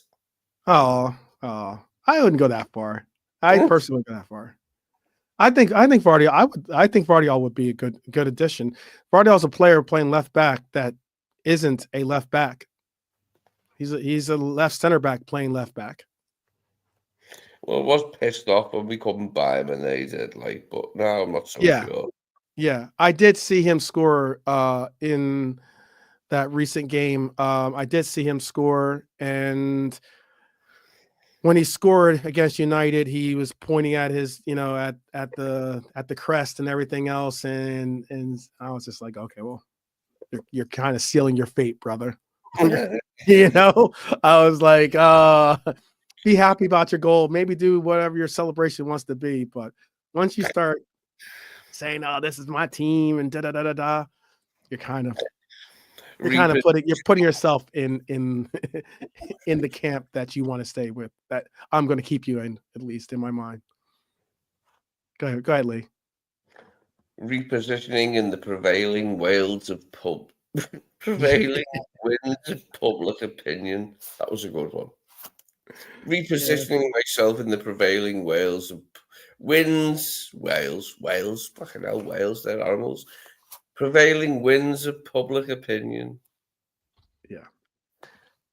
What I'm saying is, I might like Guardiola tomorrow. Don't like him today, but I might like him tomorrow. What you're saying is you're flaky. Yeah. There you go. Yeah. I confess. Flaky Scousers. Typical flaky Scousers. Prevailing Wales. That one was good. Prevailing Wales of public opinion. Well, they may have been Wales, as WAILS, so that could have worked. Yeah, that's true. That's very true. Very, very true. Now, what I'm saying is, I had a bad comment on fucking City, but Guardiola was like, "Why can't we buy him? Fucking, he's going to be boss." Well, I do remember a certain Mr. I think it's Jay Slack or something like that. I can't remember. It was sound something like that. It was no, actually, sorry, I did him a disservice there. It was Jamie Phillips muscling into a show maybe 48 hours before City bought him, telling the whole world that he'd gotten a text from a mate of his. Yeah. And he's like, all I'm saying, lads, is I've been told from a man who knows Guardiola's a done deal. to Yeah. LFC because we were on the line for him. We were on the line. That's probably why Lee's a bit disappointed because it wasn't that they just bought him. We were being heavily linked with him. Yeah. It was You know, also too because he was reported to be a Liverpool Yeah, he's a massive fan. Liverpool fan. That oh, was he's a the big Liverpool fan. That Yeah. was the bit that pissed me off. Like, that he was a massive Liverpool fan. Mhm. And then he started playing and I forgot what I was bothered about. Yeah. Scored a lot of goals last year when Pep used him in that weird left wing inverted type role. Yeah. Yeah. He almost got a hat trick. He almost became one of the first defenders to get a hat trick or something like that, or some stat like that. Oh, he did that Gundogan thing. You know where Pep just goes like and has this magic switch where you can just go, okay, you're going to go and score 6 goals in the next 8 games, and they just go and do it for some reason. Gundogan does it, Vardy will do it. It's like he did that. He went on a run, and he got like a goal and an assist in one game. Then the next game he got a goal. Then 2 games he got another 2 goals. It's like this guy was just going crazy. So yeah, I think. I'd take him, like you said. I'd still take him at the club. You know, he could do the old, you know. He could do, yeah. No, I wouldn't. Do a nice interview about how much he loved Liverpool and he's sorry he kissed the badge and all that. And I don't think, by the way, I know Liverpool FC TV is asking, was Vardy going to replace VVD at left center back? I don't necessarily think that he was going to replace him, but you got to keep in mind that Virgil van Dijk actually played right center back before joining Liverpool. So putting Virgil at right center back isn't exactly something that he would be like foreign to. Start him on the right instead of Virgil being beside Robbo. Do you reckon that would help Trent out, like? I made that point. Excuse me, Lee. I made that point specifically because of that. I agree. There's a lot of parts and points that people bring up about Robbo this year. There's times and parts that Robbo is so trusted by Virgil that he'll I won't say cheat, but he'll allow for Robbo to kind of handle things on his own more so than not. And the sheer fact that a lot of people don't target that side of the pitch primarily because Virgil's on that side of the pitch more so than not. But if you were to put, I brought up the point on Kopish, and actually I brought this point up against Jamie was on the show, and he pushed back, and I think so did Cal. I want to say against my thoughts or suggestions, but I was saying that hey, if we were to get a super qualified left center back, bringing Virgil to the right, maybe people avoid that side a little bit more so than not, and if they do tempt to go to that side, have that trying to take down the best center back in the world, in my opinion. So yeah, the other way. Going to buy a left-footed centre half, and Virgil's going to move over to the right. But it's a pleasant thing to think about. At least we've got that idea. You know what I mean? Virgil can play on the right side of the fucking back four, can't he? Does it for I was looking at it slightly differently. I was thinking because this was Klopp, this wasn't Arne Slot. So you line up a Trent at right back, Ibu on the right or the centre halves, Virgil on the left, Guardiola at left back. It's not a slight on Robertson, but Trent goes inverted, and then you have a back 3 of Guardiola. Oh, yeah, absolutely. I think that's the way I was thinking it was going to go. Absolutely. That's why that was how I saw it going, really. But I if we went to your point is so spot on, Brian, because that's one thing that I was looking at too, especially when we were in that phase of utilizing Trent as an inverted player. I was looking at it as if we were going to have him as a right back, that's the reason why I would say to place him on that side. But if we were going to utilize Trent as an inverted version of the halfback, and we were going to sometimes be put into a position of having to deal with possibly a makeshift 3 center halves, that would be ideal for me to see Vardiol, VVD in the middle, and then have Konate on the right. I think that'd be fantastic. And then and then being able to bring in possibly Gomez or even Kwanzaa off the bench to provide coverage as a left and a right, left and a right. That'd be fantastic too. I think we'd have possibly the most dominant back line in the league. I think. I have to say, okay, Oscar Vardiol, VVD, and Canale. Going forward, I think we do need a left back signing, definitely. Oh yeah, Robbo can't do the amount of chances coming out. He can't do it. Way or none of that. It's just he's slowed down, and I see it now. I fucking had a bad cob on last year when other people were saying that finished was. It's like, nah, you're talking shit. But now I see it with my own eyes. I think we do need another number 2. Kirk has, and then Robbo can be like his stand-in, can he? So let's get into this this EFL matchup that we have coming up. This is for the ability to go further in the League Cup. It will certainly be an intriguing matchup. This is one round, right? This goes straight to penalties. This is like, is this like the first round of? Is this a 2? I think the only one that I think now that we are into, it is a quarterfinal. So I think the quarterfinals is when that part is goes, it 2 legs. Yeah, it is 2 legs. Is it eliminates the whole going to a replay. Oh no, Red Archer is saying it's the semis. So this is basically will go to. So will this go to extra time and penalties, or go to penalties if it's a draw? Anyway, would someone in the chat tell us? I'm sure someone in the chat. High Lore is very good at that kind of stuff. Liverpool FC TV, I believe. Those things like on those he's I've seen him bring up some statistics or some factual points. I'm sure someone will bring up the clarification on that one.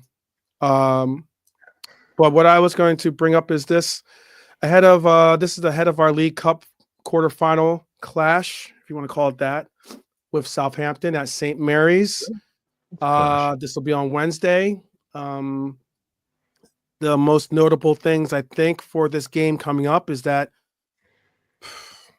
we will see manager absences. The manager absences will be that Simon Rusk has taken charge of Southampton as their interim manager after the sacking of Russell Martin, following the 5-0 defeat, and that was something. Yeah, that was tough to see. In 45 minutes as well. In 45 minutes to be 5 down. Yeah. Whoops. And he will lead the team in place of Martin, obviously, as I said. But what we won't see as well would be our gaffer, Mr. Slot. The slot machine will not be on the sideline, at least. As he will be serving a 1-match touchline ban for accumulating 3 yellow cards. Assistant Hulshoff will step in for him in that role. It's not something that you don't see too often. I mean, considering a lot of League Cup games for us when they were under Klopp, Klopp was rarely the coach on the sidelines, at least for the very early aspects of the tournament. But our squad has some challenges that we will have to face. We will be rotating our squad with several key players that are unavailable. Diego Hata is not fit to start after scoring, obviously, in the 2-2 draw with Fulham, but will be in the squad. I know that there were some content creators out there putting a little bit of, like, I guess you could say a little bit of clickbait, to put it lightly, by bringing out the fact that injured again. Diego is injured again. He's not injured again. He is just not match. He's not fit to start the match. He will be on the bench. If he was injured, he would not be on the bench. Period. He would not be on the bench injured, and that's sensible, aren't we? We're being sensible with them. Yeah, exactly. Robbo, the player that we were just speaking on, is suspended following the red card. So fortunately for us, this will be the game that he has to sit out that suspension for the red card. We're not going to appeal that decision. Simicast is very close to returning from an ankle injury, but it is put out there that he will not yet be available for this matchup. Kanate and Connor Bradley obviously are still the long-term absentees that we have on the list. Possible changes that I have in this lineup. I have I'm expecting a much changed lineup. Give me 1 second. Sorry about that. I am expecting a much changed lineup with this, with players like Amaro Nalo being a player I expect to see. James Norris is a name that was on the rosters for a couple of additions. He got on, I think, a Champions League roster, by the way. He's been mentioned, yeah. He's been mentioned as a potential starter, definitely. Yeah, and Alexi McAllister is going to return after serving bans. That's going to be a notable addition for us, by the way, because I honestly think that our midfield works very, very much so differently without him a part of it. Me too. I say 30 minutes, though. We need 30 minutes to get him ship shape for the Spurs game. Okay. I think another notable addition that could get some time, I'm not certain if he'll start or not, but could at least get some considerable minutes in this game, is the Italian that we've been waiting to see. Federico Chiesa is finally going to get a real opportunity to make a contribution to the club and our pursuit of silverware. Southampton's lineup, Southampton will likely rotate due to, let's be honest, player fatigue and the need for a response after that heavy defeat. I'm going to go blank on his name. I'll have to look it up, his name. But I watched the game over, actually. I watched Southampton. Everyone's trying to, sorry about that. Everyone's trying to call me during my thing. It's on silent, but I still see the alerts going off. I watched the Southampton and the Spurs match game yesterday, just because, you know why? Those are the two teams. Some people might not do this, but I did it. Those are two teams we're going to have to see. We're going to see them in the League Cup, and then we get to see the Spurs in the return to Premier League action.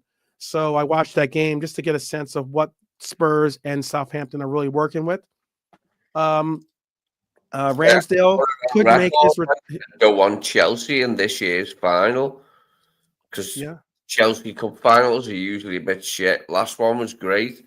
It was slightly ludicrous as well, but most cup finals against Chelsea is shit. So I hope if we get to the League Cup final, we don't play them. Well, one thing that I don't know if this is going to happen or not, but Aaron Ramsdale could make his return to goal.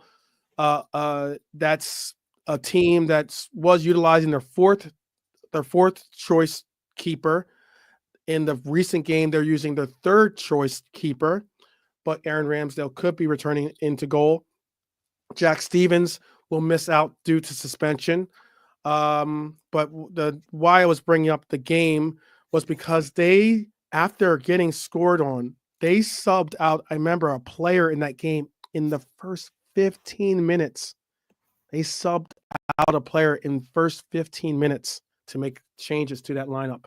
That's really, really not what you want to see as a player. Um, there are a few players returning from injury. Bazuna and Juan Larios.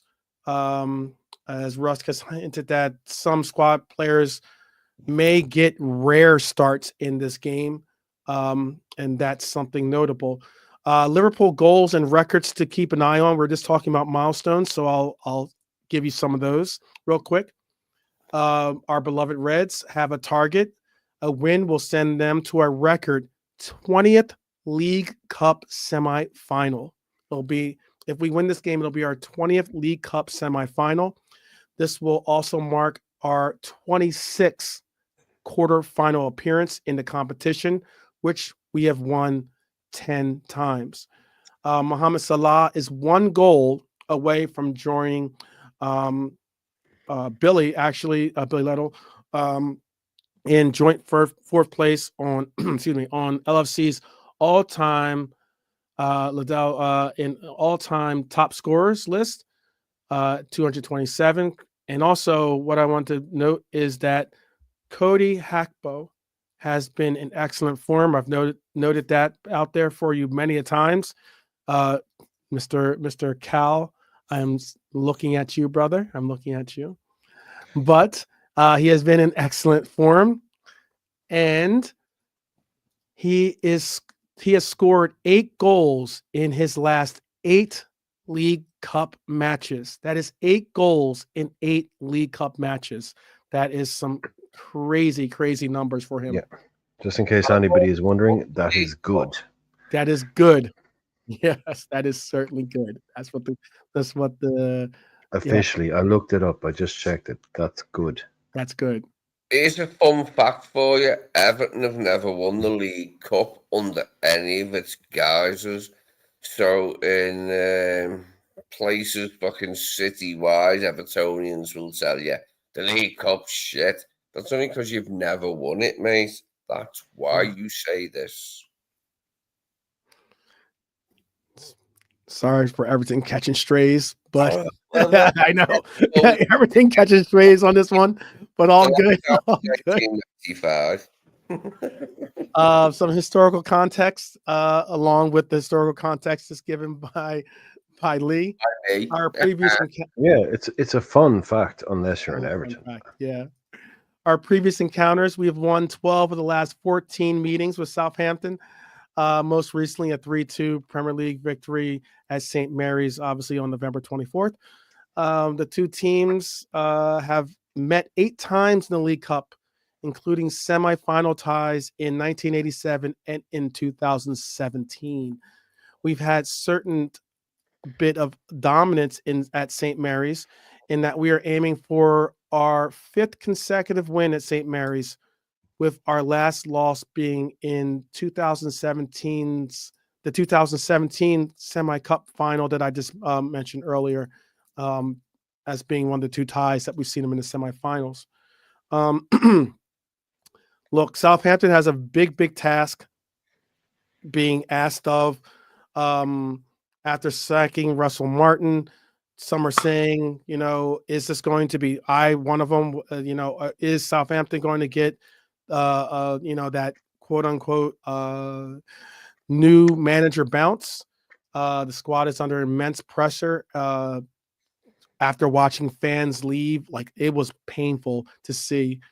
There were fans leaving after they scored the two goals there.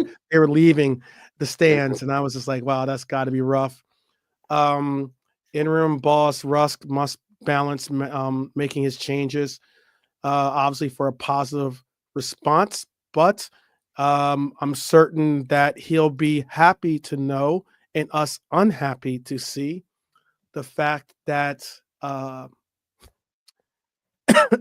excuse me, Simon Hooper will be the official officiating this matchup for us. Exactly. Please no. Simon Hooper is the official that was obviously the official in our controversial 2-1 loss to Tottenham last season. He was the referee on on record for our last victory at Crystal Palace when we won 1-0 in October, by the way. Key absences for Southampton will be Adam Armstrong will miss because he's suspended, by the way. And I already went in our mix of injuries and suspensions for our club. But we will find our club managing minutes pretty carefully, as we will have a very important matchup against a high-flying Spurs team that is capable of scoring. They're leading the league in, I believe they're leading the league in goals, I want to say this year, in goals scored. If not, I know they're top 5 in goals scored. So we do have some predicted. I'll bring up a lineup with all the different things, with all the different graphics, at least. But I'm looking at a possible lineup as of today. My mind might change by tomorrow, but I'm looking at Kelleher, Trent, Kwanzaa, Nallo, Norris, Endo, Morton, McAllister, Elliott, Diaz, and Nunez as my starters for tomorrow. I have Southampton likely 11 as being Ramsdale, Walker Peters, Manning, Bednarik, Harwood, Bellis, Downs, Aribo, Fernandez, Suleimana. Suleimana was the player that was subbed off 15 minutes into that game, by the way. Dibbling and Armstrong. And yeah, I'll let the guys chime in. I do have a conclusion. It's a quick conclusion, but I'll let you guys chime in if you want, or if you want me to go with my conclusion, I can give a quick conclusion. That's my 11 anyway. Up on screen there. Keller in goal. Norris left back, Nalo and Kwanzaa, and then it's right back in inverted commas, whoever that is. I'll get onto that. Then it's McAllister. Yeah, he starts to get. He's had a nice break, gets some minutes back in his legs, take him off. Then Elliott definitely starts, and Endo definitely starts. So to me, that has to be the midfield: Mac, Endo, Elliott, and then Chiesa 100%, Nunez 100%, and I think Diaz as well. So it's all about who starts at right back. And Slot was talking in his press conference, saying, hinting about, someone else brought it up as well. David Lynch brought it up as well. He was talking about like a player that doesn't normally play in defense will be playing in defense. So that to me sounds like it could be Endo at right back, but Endo wouldn't invert.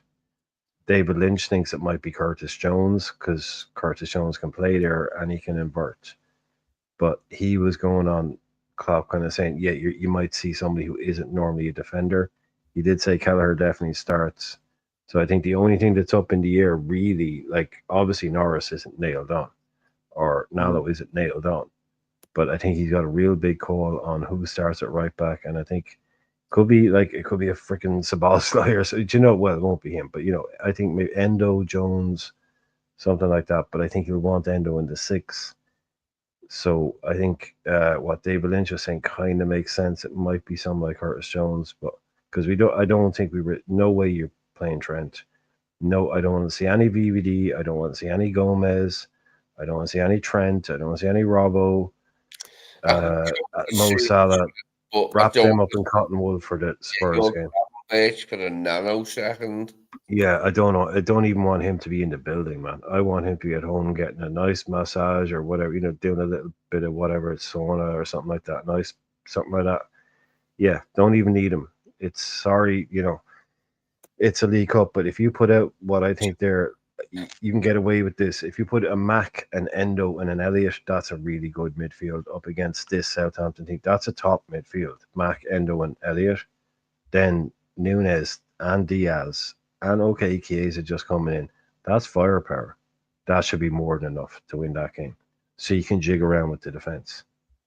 You can give some people a night off. Respect the League Cup. As I've said, I love it. It's the first thing I ever remembered in football I was able to press rewind. But we're home against Southampton, Lee. They're in the doldrums, man.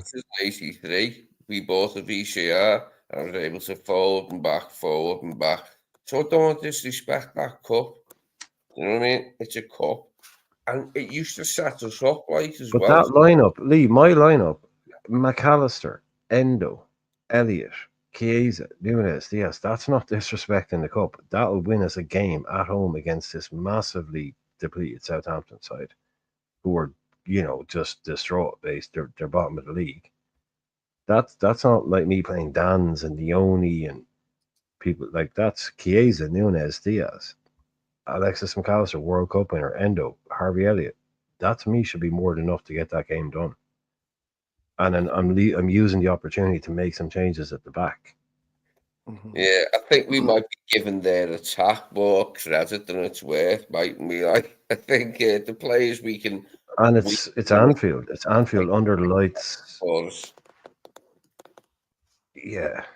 I think that should be more than enough. Like any variation of that, if you want to make it a Gakpo or something, like we should be able to. What I mean is, we should be able to rest a nice chunk of players, but also be able to put out enough insurance policies on that pitch to beat this Southampton side.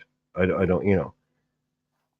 But hopefully then you will see some maybe in the only minutes. But it's basically take VVD, you take Mo, you take Gravenberch, you take Gakpo, and you send them off to a nice little spa day. Get some nice relaxing therapy done. Yeah, it's really interesting just from the point of view of what he actually does tomorrow, like, isn't it? Prioritization is creeping in, I think. Yeah.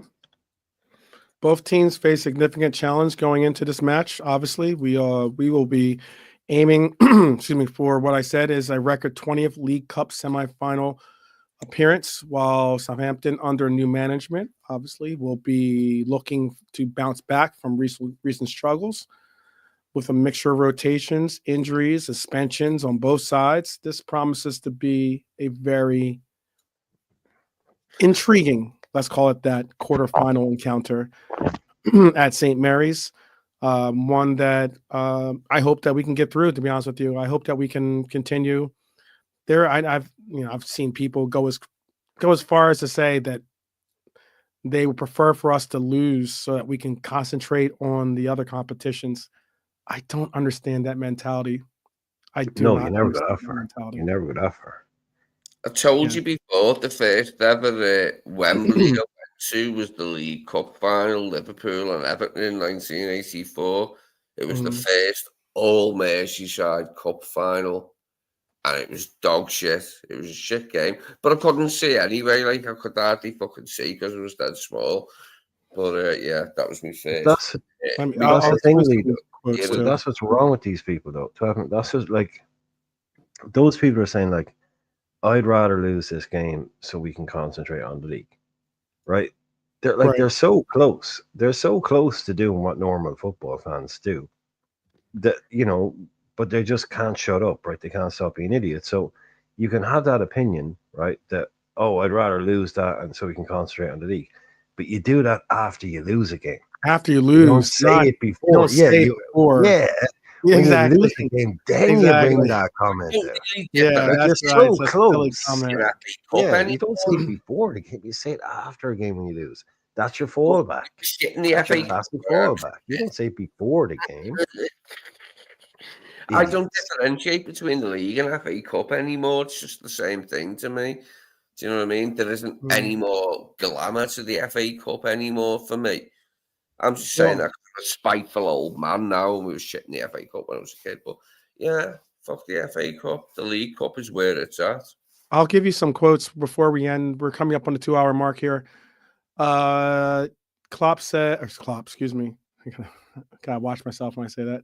Slot said, it's going to be a game where not all of our starters will start. So this is him quoting. Is a quote from him. So we have to manage minutes. We want to use a few starters, not for 90 minutes. We have to balance. I can only make 5 substitutions. So the ones that make minutes and go off maybe at halftime can't be more than 5 because You can only make 5 substitutions.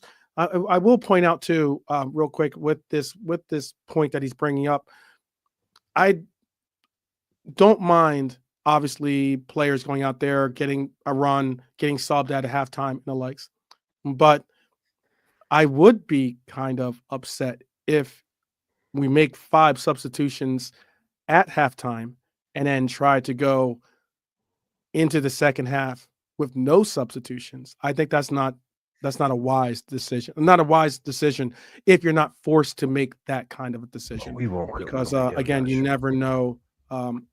You never know what a game might have in front of you. Whether it's a player might pick up a knock, or he might start to tire, or something along those lines, and you'll have to make adjustments. So think having a substitution in the pocket is always at least one. Okay, is something that you'd want to say and see. Let me finish these last couple parts and points, and then I'll let you guys chime in. Because there's only two more sentences. He goes, I am aware of the fact that we have only 4 defenders available, and probably the ones that have started a lot of times will not play 90 minutes for sure, and maybe not even at all. So it's going to be either academy players that are going to get playing time, or it's going to be players that nobody would expect to see in the last line that are going to play in the last line tomorrow. Diego would have been definitely one that it was ideal for him to play, but after the Fulham game, he wasn't completely fit. So he didn't train with us yesterday, the head coach said on Tuesday. Let's see if he can train with us today. Don't expect him to start. Hopefully he can make some minutes, but don't expect him to start tomorrow. Obviously, that's the comment he had for Diego. Do you guys want to comment on these before we end the show and get prepared for roll call for tomorrow? Lee? Any thoughts? Yeah, Lee, do you have any thoughts on those comments by Slot? What did he say? Sorry. Okay, all right. Days. I'm not going to read all of them over. I'm not going to read them. Yeah. It was kind of a whole press conference. I was in a miasma of nostalgia. Yeah, no, he's just talking about changes and things like that. Looking, talking about the thinness of the squad, and I think he was sort of hinting towards we're going to be playing the kids tomorrow, as they would say, as they used to call it back in there, playing the kids. Which, is probably what we need. All right, shut up now, let me say. Yeah, we all need this. We all need this badly tomorrow for us not to get any injuries, for us to not get beat, all that stuff. Like I said, all I don't want to see is Virgil playing. If Virgil plays, no chance. I don't think we'll see Virgil play. No, I'd be shocked. Grab as well. I did have Trent involved in this game primarily because I do know that playing tomorrow that will physically make me sick. I did have Trent playing because I think that normally you will see one of the captains lead the team out, especially in a quarterfinal. You'll probably see one of the captains, if not the captain, or the vice captain, lead the team out. But there are players out there that can fit the bill for that. I don't want to see Salah do that. Obviously, I don't. We already know that Ali isn't going to be in net because that is one name that is certainly he already stated is going to be playing. So that would leave possibly Gomez wearing the captain's armband possibly tomorrow. But I do see Trent leading the team out and playing at least a half. I think Trent will start because we need actually, senior players on the pitch. If we haven't got other players on the pitch, I think Trent will start. I'm worried, everyone's worried, aren't you? We've had a lot of injuries lately, and we just don't want to pick up any more in a game that maybe we could do without. Yeah. Sorry, League Cup. I still love you. I don't see either of them I don't see either of them in the team. I don't see Trent or Gomez starting at all. Mm. I think you might see Mac with the armband. That'd be my guess. Because that's a good question, actually. Because if you look at my team, Hmm. there's no captain in my team. You could bring it up. Bring the team that you said was your team. It's way back. But there's no actual, like, captain guy in it Hmm. who's officially, like, so. Well, or if you want, we can just wait until tomorrow to do it. I can make a graphic for you because I'm gonna have a graphic set with the team that I finally focus on as being the possible team for tomorrow. But that's the team I have in my head at least for right now. Yeah, that's my team. Kelleher, Norris, Nalo, Kwanzaa, and then whoever plays right back, because that's Okay. the one I don't know. McAllister, Endo, Elliott, and then Chiesa, Nunez, and Diaz. So out of those, I think an obvious guy would be McAllister to wear the armband, but there's none of those guys have ever been vice captain even. So uh, yeah, that'll be interesting to see. But yeah, the right back is Job done. To me, that's a good team, Brian. I get the job done, I'm sure.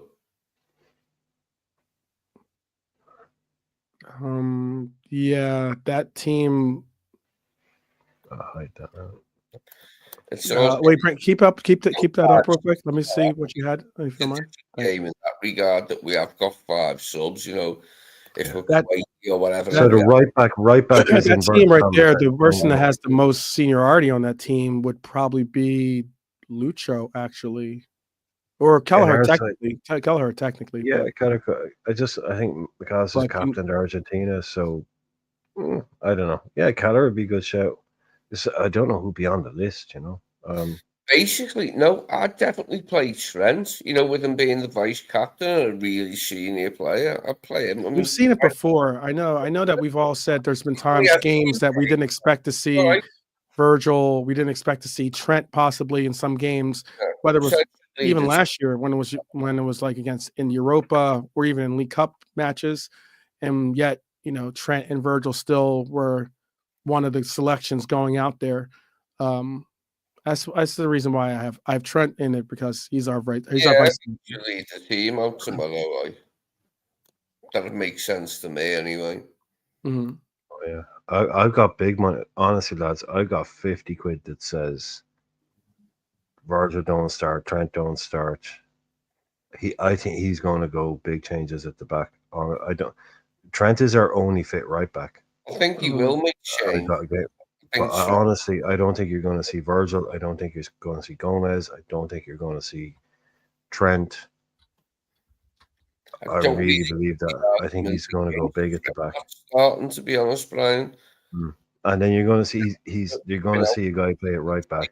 That's my call, man. You're going to see someone playing at right back they didn't expect, like Joe Gomez, or not Joe Gomez, Jones, or maybe even Endo. I don't know, but yeah, we're going to see it. I think a lot of changes in the defense, and he's going to just go top heavy with Diaz, Nunez, Chiesa, or something like that, and then McAllister and Elliott and Endo in the middle. And we do need on these lines to give players a break, but I don't really see why Trent needs a break at the moment. He's our only fit right back, and we got Spurs at the weekend. What happens if he gets a kick on the ankle? You put him in cotton wool. I think it's a quarterfinal way at Southampton. They'll see minutes. I don't think they're going to see early minutes, but I think you'll see Neone. I think you'll see Rio. I think you'll see Jaden. I think you'll see McConnell. I think you'll see all those players, but I don't think any of those players will necessarily play like a full 90 or something along those lines. But we'll see, people. We'll see. Join the roll call tomorrow, and it'll be that much of an easier answer. I could if Endo got the captain's armband, that would be so cool to see. By the way. And don't forget, we do want Chelsea in the final this year. We had that last year. We're bored of it now. Roll call will be 1 hour before kickoff tomorrow, so that makes it, forgive me if I'm wrong, just correct, that'll be 7 p.m. UK time, just in case anybody's wondering. So tomorrow, no, 8. 8. Oh, sorry, 8. No, that's Wait, yeah, hold no, on. it is I'll double check for you 7. too. No, it's 7. It's 8 p.m. UK time. Okay. It's a kickoff, so it'll be 7 p.m. tomorrow UK time. Right. It'll be the normal For the hours roll. that we normally start the show. That 7 o'clock hour that we start Yeah. the show is when we'll be starting. We'll kick off for tomorrow. That'll be it. Because the game is on at 8 o'clock. So please join us tomorrow. Tell a friend to tell a friend to tell a friend to tell the family to tell their family's family to tell their families twice removed family and cousins and the likes to join us tomorrow. Just join us tomorrow if you're a Red, even if you're a frenemy, if you're a neutral, you're welcome to definitely see and revel in what we like to say is the mighty Red camaraderie, the unity that we have amongst ourselves as a fan base, best fan base in the world. You can certainly see how it's done. Maybe be tempted to join our ranks, but roll call is for Reds all over the world to say where you are, what's going down, and to wish each other a great, great game experience for each and every one of us, because that's what we'd like to do. Keep it positive, keep it righteous, and as always, keep it red. So, Lee, do you have anything you want to say to the people before we let them enjoy the rest of their Tuesday? Yes, I most certainly do. There is Okay. not a fan base anywhere like this, anywhere on this planet, mate.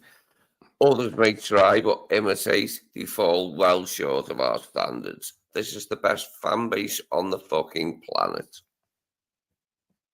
Exactly so. That's coming from the confines of Liverpool itself, people. So recognize for sure. Brian. Back where Oh, it's due. yeah.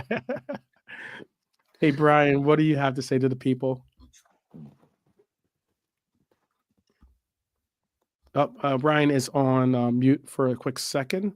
I'm sure he'll be back to say some Sorry, didn't realize. Okay. No, yeah, just exactly what Lee was saying. And of course, just the usual. Thanks everyone for being here. And don't forget, there's another show as always tomorrow, 7 p.m. roll call. See you again then. Yeah. Simple, short, but always sweet for sure. I'd like to just say my final words would be, hey, people, keep your heads up. It can be difficult at times.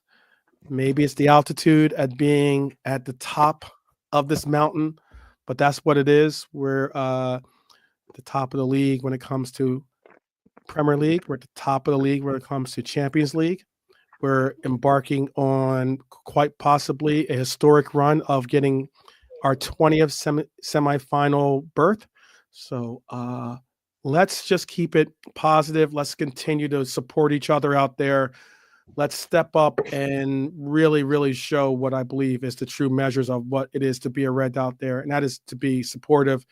You guys out there that are joining us today, big up to each and every one of you. I really do appreciate it. It gives me faith to keep doing this. It also gives me a lot of promise and faith when I see you in other forums, in other places with me, trying to spread the message of up the Reds, and you'll never walk alone. Always. So until tomorrow's roll call, hour before, as Brian just said, 7 o'clock, please do catch us here.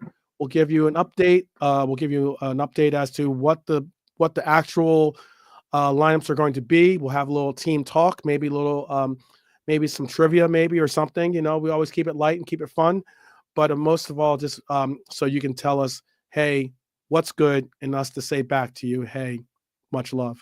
So we will see you tomorrow. All due blessings to each and every one of you, and again, up the Reds as always. See you tomorrow.